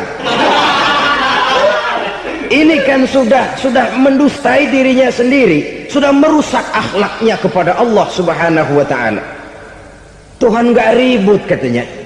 Saudara hadirin yang saya hormati, jadi oleh karenanya akhlak kita kepada Allah merupakan basis daripada kehidupan beragama. Kalau itu sudah mulai rapuh, mulai terkena erosi dan polusi, mulai rusak, dikhawatirkan nanti nilai ibadah kita kepada Allah juga akan turut ambruk karenanya. Saudara-saudara kaum muslimin rahimakumullah, tugas yang kedua, memperbaiki akhlak manusia kepada sesama manusia. Kita tahu Islam sesuai dengan namanya adalah agama damai. Maka akhlak manusia kepada sesama manusia menempati porsi yang penting dalam kehidupan beragama. Bagaimana seorang muslim bergaul, bertata krama terhadap sesama manusia. Mari kita lihat lebih jauh persoalannya. Untuk memudahkan pembicaraan dari kacamata agama, kita kelompokkan saja manusia itu dalam 2. Pertama yang seiman, dan yang kedua yang tidak seiman. Yang tidak seiman itu kita sebut saja kufur atau kafir. Nah, kepada yang kafir pun kita diajarkan untuk berakhlak, apalagi kepada yang memang nyata-nyata seiman, sekeyakinan, seakidah. Kemanapun Islam datang, ke negara manapun ia masuk, ia tidak menaburkan kerusakan. Jadi tidak benar kalau orang pernah itu menggambarkan, saking sentimennya seorang orientalis pernah menggambarkan Nabi Muhammad di tangan kirinya Quran, di tangan kanannya pedang, menggambarkan seolah-olah Islam dikembangkan dengan kekerasan. Sebenarnya tidak sama sekali. Kalaupun dalam sejarah perkembangan Islam pernah terjadi perang, maka perang dalam Islam sesungguhnya apabila kita amati sejarahnya bukan untuk memaksakan agama, karena memang agama tidak bisa dipaksakan, tetapi justru untuk mempertahankan agama dari segala macam hambatan, rintangan, hinaan dan fitnahan. Tapi kemanapun yang jelas Islam masuk, dia tidak pernah membuat kekacauan, kerusuhan ataupun penghancuran. Candi Prambanan bahkan dipugar, gereja-gereja tidak ada yang dihancurkan oleh umat Islam. Kenapa? Islam agama damai. Soal agama, soal lakum dinukum waliyadin, la ikraha fid din, qad tabayyana ar-rusdu minal ghayy. Tidak ada paksaan dalam beragama, sebab nyata yang benar dengan yang tidak benar. Belum pernah ada orang kafir masuk ke perkampungan orang Islam lalu dikejar-kejar, diteriakin kafir, kafir, sunatin.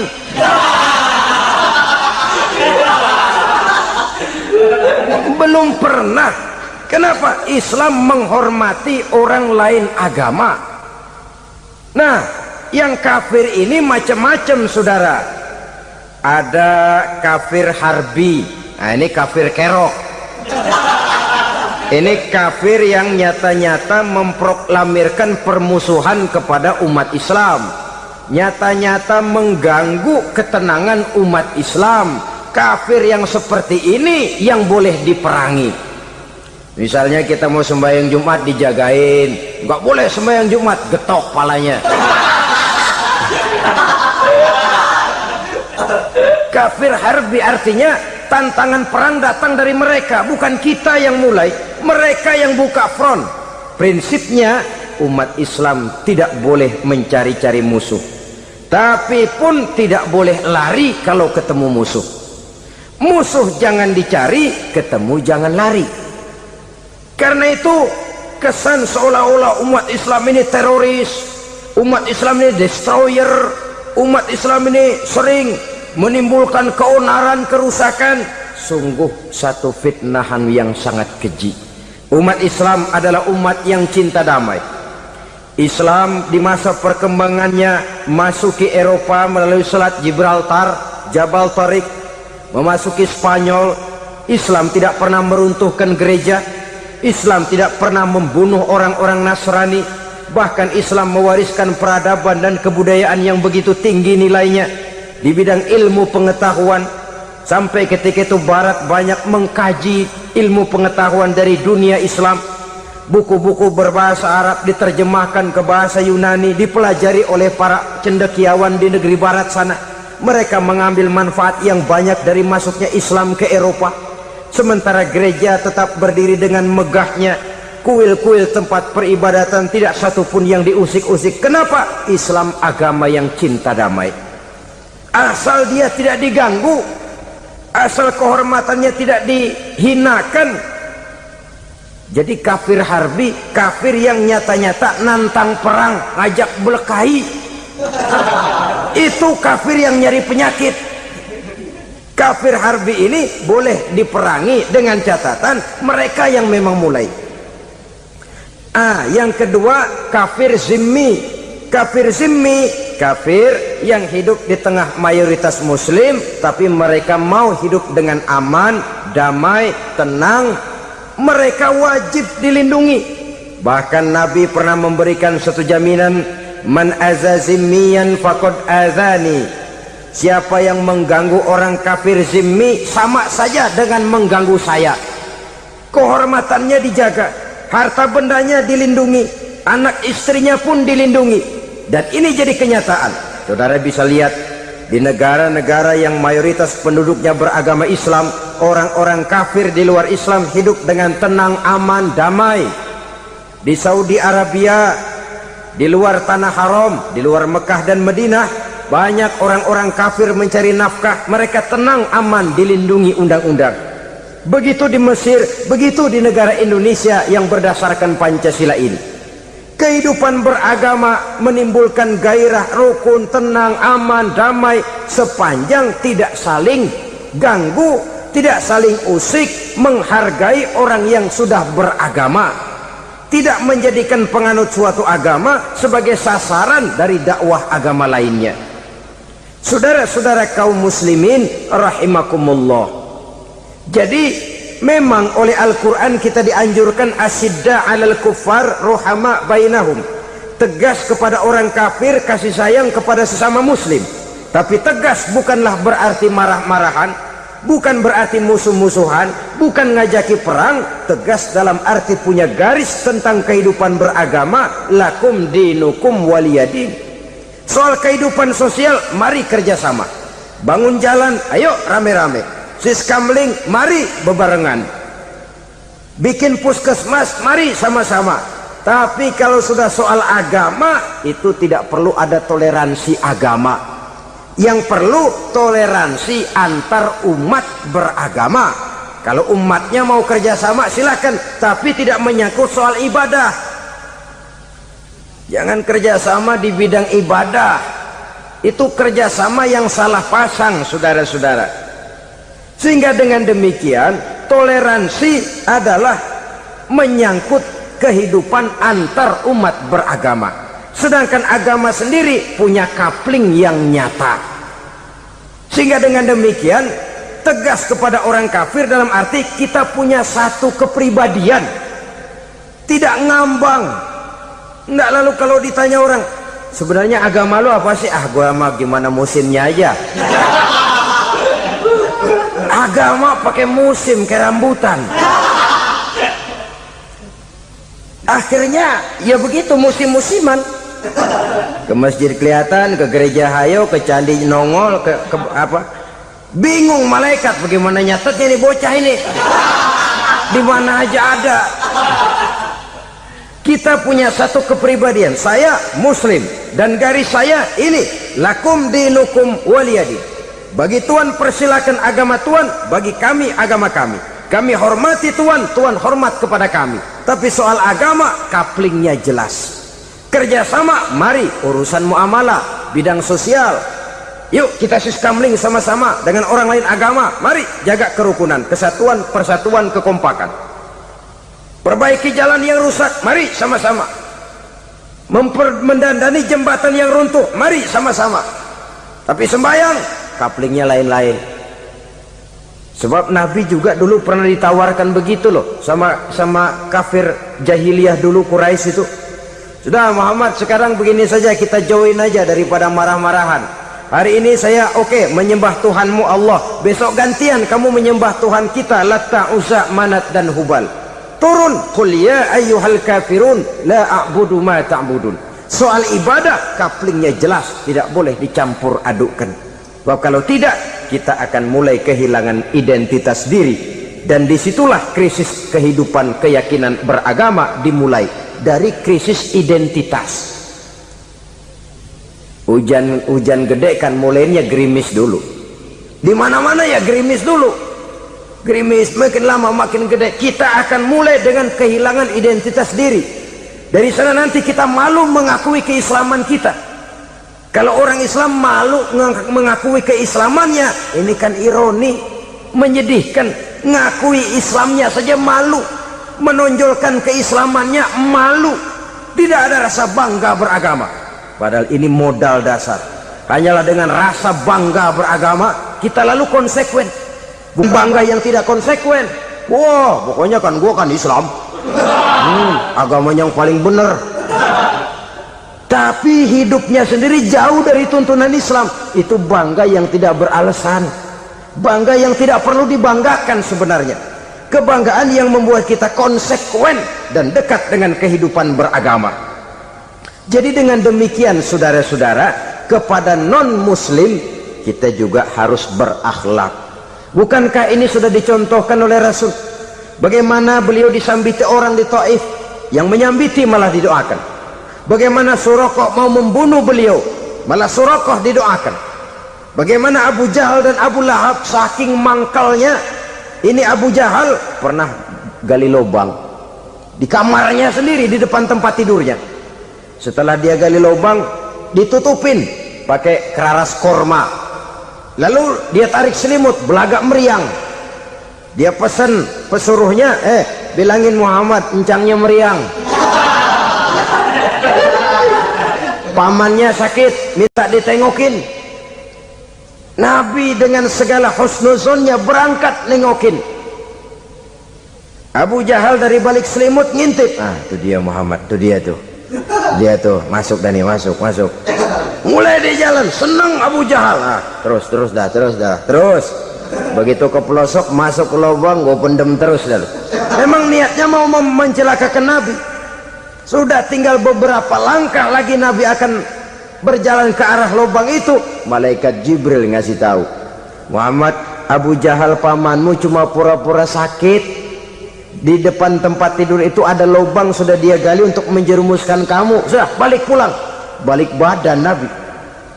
Sudah hampir mau melangkah, kakinya malah muter pulang. Abu Jahal yang ngelihat Nabi sudah hampir jatuh nggak jadi, balik pulang. Lupa kalau lagi sakit. Udah Muhammad buruan sini. Nabi ke pintu, dia kejar. Dia lupa sama lubang yang dia gali. Begitu dia kejar, dia yang ke pelosok masuk ke dalamnya. Sejak saat itu ada pepatah, man hafara hufratan waqa'a fiha. siapa yang suka nggali lubang, dia sendiri bakal terpelosok ke dalamnya. Jatuh dia ke lubang yang dia gali. Padahal ya paling banter 2 atau 3 meter paling dalam.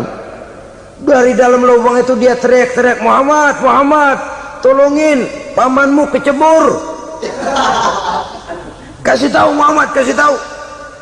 Kasih tahu, datang lagi lah pesuruhnya, Muhammad, pamanmu Abu Jahal kecebur, minta tolong diangkatin, sudah diulur tambang, habis sambung lagi, nggak bisa sampai. Masa iya cuma kamu yang bisa nolong? Apa yang dilakukan Nabi? Balik mau nolongin. Akhlak. Kita kalau ada orang gali lubang buat nyeburin kita, dia sendiri yang kecebur. Gorok gua kagak lemin loh. Mati sekalian dah. Nabi mah enggak, balik nolongin tuh Abu Jahal. Kenapa paman kecebur? Iya Muhammad, tolong, tambang udah diulur-ulur, sambung-sambung nggak sampai. Aduh kasihan paman, nih pegang tangan saya. Nabi cuma ulurin tangan, nyampe dipegang oleh Abu Jahal, diangkat ke atas. Nyampe atas, apa kata Abu Jahal? Tambang bergulung-gulung nggak nyampe, kamu cuma pakai tangan doang, kok bisa Muhammad? Hebat banget sihirmu. Mukjizat dia bilang sihir, udah ditolongin nyelak lagi, kan yang enak kita injak palanya. Orang dulu bilang mah katanya nolongin anjing kejepit, udah selesai ditolongin malah yang nolong digigit. Saudara hadirin yang saya hormati, kepada orang-orang kafir kita harus berakhlak, menghormati mereka, tidak memaksakan satu keyakinan dalam batas-batas yang ditolerir oleh agama, yaitu pada masalah-masalah sosial dan muamalah. Itu kepada non muslim, apalagi kepada sesama muslim. Baik akhlak kepada orang tua, akhlak kepada guru, akhlak kepada jiran atau tetangga, itu semua termasuk dalam akhlak kepada sesama manusia. Akhlak kita kepada orang tua, kadang-kadang kita orang timur ini ketularan orang barat. Engkongnya dianggap CS, salaman main kedet aja, halo kong, engkongnya bahalo dibengong. Saudara-saudara kaum muslimin rahimakumullah, akhlak yang tua kepada yang muda, akhlak yang muda kepada yang tua, kepada jiran dan tetangga, kepada sanak famili dan handai tolan, pendeknya kepada sesama muslim. Tetangga ada haknya, ada hak tetangga yang kalau kita berakhlak itu harus dipenuhi. Contoh kecil, kalau saya beli radio, itu saya dong boleh berpikir, ini radio saya beli pakai uang saya setel di rumah saya, sekeras-kerasnya ada apa sama orang lain? Radio gua, yang beli gua pakai duit gua, gue setel di rumah gue, ada urusan apa sama orang lain? Itu kalau menurut saya. Tapi tetangga sebelah saya kan bisa juga ngomong begitu. Mata gue yang ngantuk, gue tidur di rumah gue, kenapa suara radio lu masuk kemari? Ketika itulah lalu kebebasan saya nyetel radio dibatasi oleh kebebasan tetangga saya yang mau tidur. Ini sudah akhlak namanya. Umpamanya lagi ada Nabi ajarkan, iza tobakhta maraqatan fa'akthir ma'aha wa ta'ahad jiranaka. Kalau kamu masak sayur, banyakin kuahnya, bagiin tetangga kamu. Bukan bagiannya itu yang jadi soal, tapi akhlak kepada tetangga. Udah tahu tetangganya kelaparan, diseksa, goreng ikan asin, se-RW baunya ngayap, kembang kempis orang nungguin. Saudara hadirin ma'asyiral muslimin rahimakumullah. Jadi dengan demikian, kalau sudah kembali kepada orang-orang yang nilai imannya sama dengan kita, apapun organisasinya, apapun baju yang mereka pakai, kaos yang mereka pakai, jaket yang mereka pakai, kalau sudah seakidah, seiman, jaga akhlak kita. Pendapat boleh berbeda, kaos boleh tidak sama, jaket boleh beraneka warna, bendera boleh beragam-ragam, tapi ukhuwah Islamiyah ini utamakan. adalah lebih baik mencari persamaan dalam kehidupan dan bukan memperbesar perbedaan. Hanyalah dengan mengembangkan nilai-nilai akhlak semacam ini, toleransi tidak hanya diperlukan kepada yang non-muslim, kepada sesama muslim pun toleransi. Artinya apa? Jangan memponis amalan orang lain. Yang usolli, yang tidak usolli, berjalanlah menurut keyakinannya masing-masing. Jangan lalu memponis, itu namanya nggak toleransi. Kamu nggak pakai usolli ya? Enggak. Brengsek. Kamu pakai usolli ya? Iya. Bid'ah. Lah dua-duanya kagak yang bener. Kalau yang sembahyang kagak bener, bagaimana yang kagak sembahyang? Apa itu yang bener? Toleransi. Setuju dengan perbedaan pendapat, jangan memponis amalan orang lain. Karena kita hanya beramal, hak menerima adalah Allah Subhanahu wa ta'ala. Jangan sebentar-bentar mencap bid'ah dolalah, finnar, neraka. Kayaknya neraka kapling orang tuanya kali. Gampang bener masukin orang ke neraka. Kita kadang-kadang bisa toleransi dengan orang luar, tapi kepada sesama muslim toleransi tidak sanggup kita adakan. Mengklaim merasa kita yang benar, orang lain salah semua, itu tidak toleransi namanya. Mentang-mentang jadi ustadz, nih satu-satunya ustadz di sini ya, semuanya mesti ngaji kemari. Kalau nggak ngaji kemari Islamnya kurang tapi benar. Toleransi. Saudara-saudara kaum muslimin rahimakumullah, lapang dada menghargai orang yang berbeda pendapat, apalagi kalau perbedaan pendapat itu menyangkut hal-hal yang tidak prinsipil, menyangkut hal-hal yang sekunder dalam kehidupan beragama, menyangkut masalah-masalah yang dalam bahasa fikih disebut soal-soal furu'iyah. Tidak usah menyebabkan kita bersih tegang. Kepala sama hitam pendapat boleh berbeda dan halal. Bahkan Nabi mengatakan ikhtilafu ummati rahmatun. Perbedaan pendapat di kalangan umatku bahkan menjadi rahmah, sepanjang perbedaan pendapat itu diiringi dengan rasa toleransi. Tapi kalau sudah main baku hantam, main klaim, memponis orang lain, akhirnya timbullah keretakan. Jangan heran kadang-kadang satu masjid dua kelir. Ya soal kelir boleh kelar-kelir, boleh kelar-kelir, tapi kalau harus terlalu mencolok menyebabkan timbulnya keretakan, saya kira yang akan turun bukan lagi rahmah tapi bala. Bala akan menimpa kita, jatuh kita menjadi umat yang lemah. Oleh karena di antara kita sendiri, sesama kita tidak pandai bertoleransi, tidak lapang dada. Ada anak muda kelihatannya mau majuan dikit, yang tua curiga. Nah, kalau dia maju pasaran gua bangkrut dong nih. Lalu ditekan tuh anak ditekan melejit. Kadang-kadang yang tua maksudnya baik, mau memelihara, yang muda salah terima. Kan tua kejemur. Dari dulu sampai sekarang gitu-gitu doang, anak kemajuannya. Padahal yang tua barangkali maksudnya juga baik, mau memelihara. Sebenarnya kalau kita bisa mencoba mencari titik temu dengan alur komunikasi, tidak merasa diri yang paling benar, tapi toleransi, boyak menerima pendapat orang lain, setidaknya mau mendengar omongan orang. Yang susah kalau udah kena penyakit nggak mau ngerti omongan orang, nggak mau nerima pendapat orang. Kodok di kolong tempayan, cukeng kayu asem, asal ijo udah ijo aja, ijo dah, nggak ngerti omongan orang. Yang kayak begini yang orang jadi kesandung. Oleh karena itu saudara-saudara, alangkah nikmatnya kehidupan ini apabila kita menyadari kita ini ummatan wahidah, satu umat yang satu, yang diikat dengan akidah.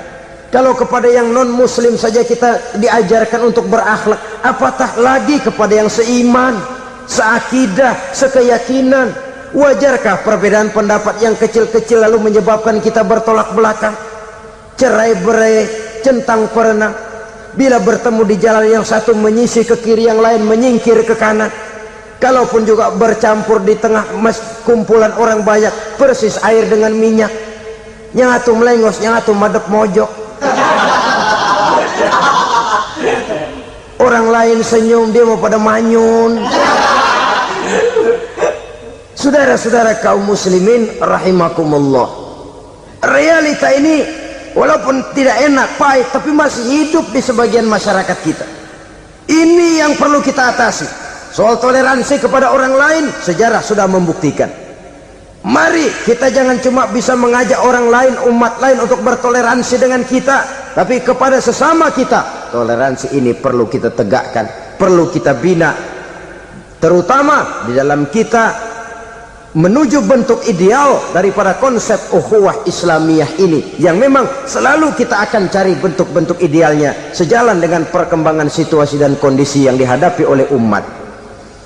Perbedaan organisasi, perbedaan kepentingan organisasi tidak seharusnya menyebabkan kita merasa meremehkan orang lain dan mengangkat diri, mengklaim diri sebagai yang ter. Jadi dengan demikian, apabila yang pertama tadi akhlak kepada Allah dinamakan hablum minallah, maka yang kedua ini merupakan hablum minan nas. Jikalau baik akhlak kita kepada Allah, baik akhlak kita kepada manusia, nikmat rasanya menjalani kehidupan. Kadang-kadang orang akhlaknya kepada manusia baik, tapi kepada Allah tidak baik. Hormat sama yang tua, menyayangi yang muda, sama tetangga rukun, tapi sama Tuhan nggak mau sujud. Ini baik kepada manusia, tapi tidak berakhlak kepada Allah. Atau sebaliknya, sujudnya sama Allah mah tekun, bener, khusyuk, bahasanya juga fasih, luar biasa. Tapi sama manusia sombong, takabur, ujub, merasanya dia doang yang paling benar.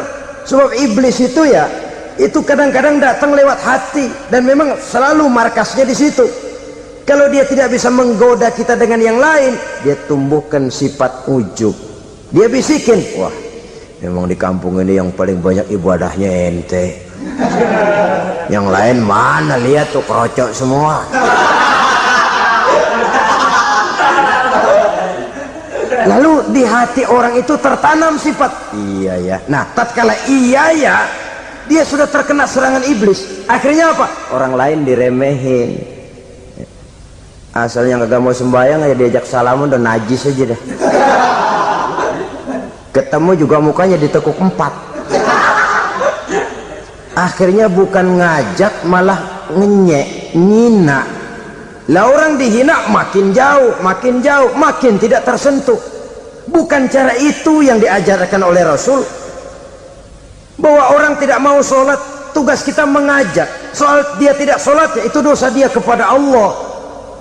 Saudara-saudara kaum muslimin, ujub disuntikkan oleh iblis ke dalam hati kita. Sujudnya kepada Allah benar, tapi akhlaknya kepada sesama manusia merasa paling benar sendirian, merasa orang lain salah semua. Pokoknya kalau di luar lingkungannya udah kagak bener aja udah bahaya.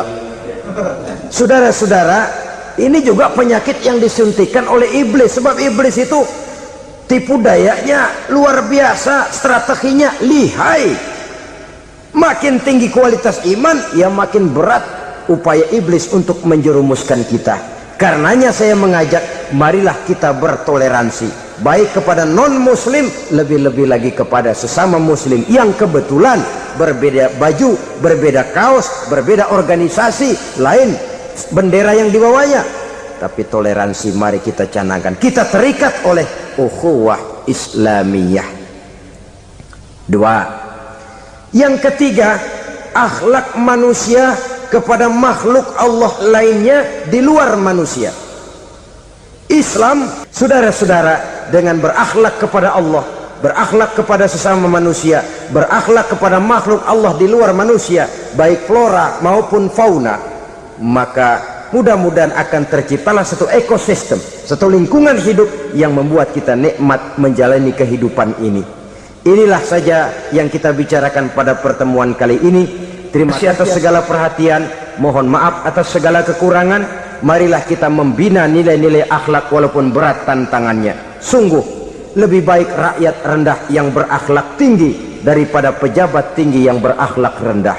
Karena nilai manusia pada akhirnya ditentukan oleh akhlaknya itu.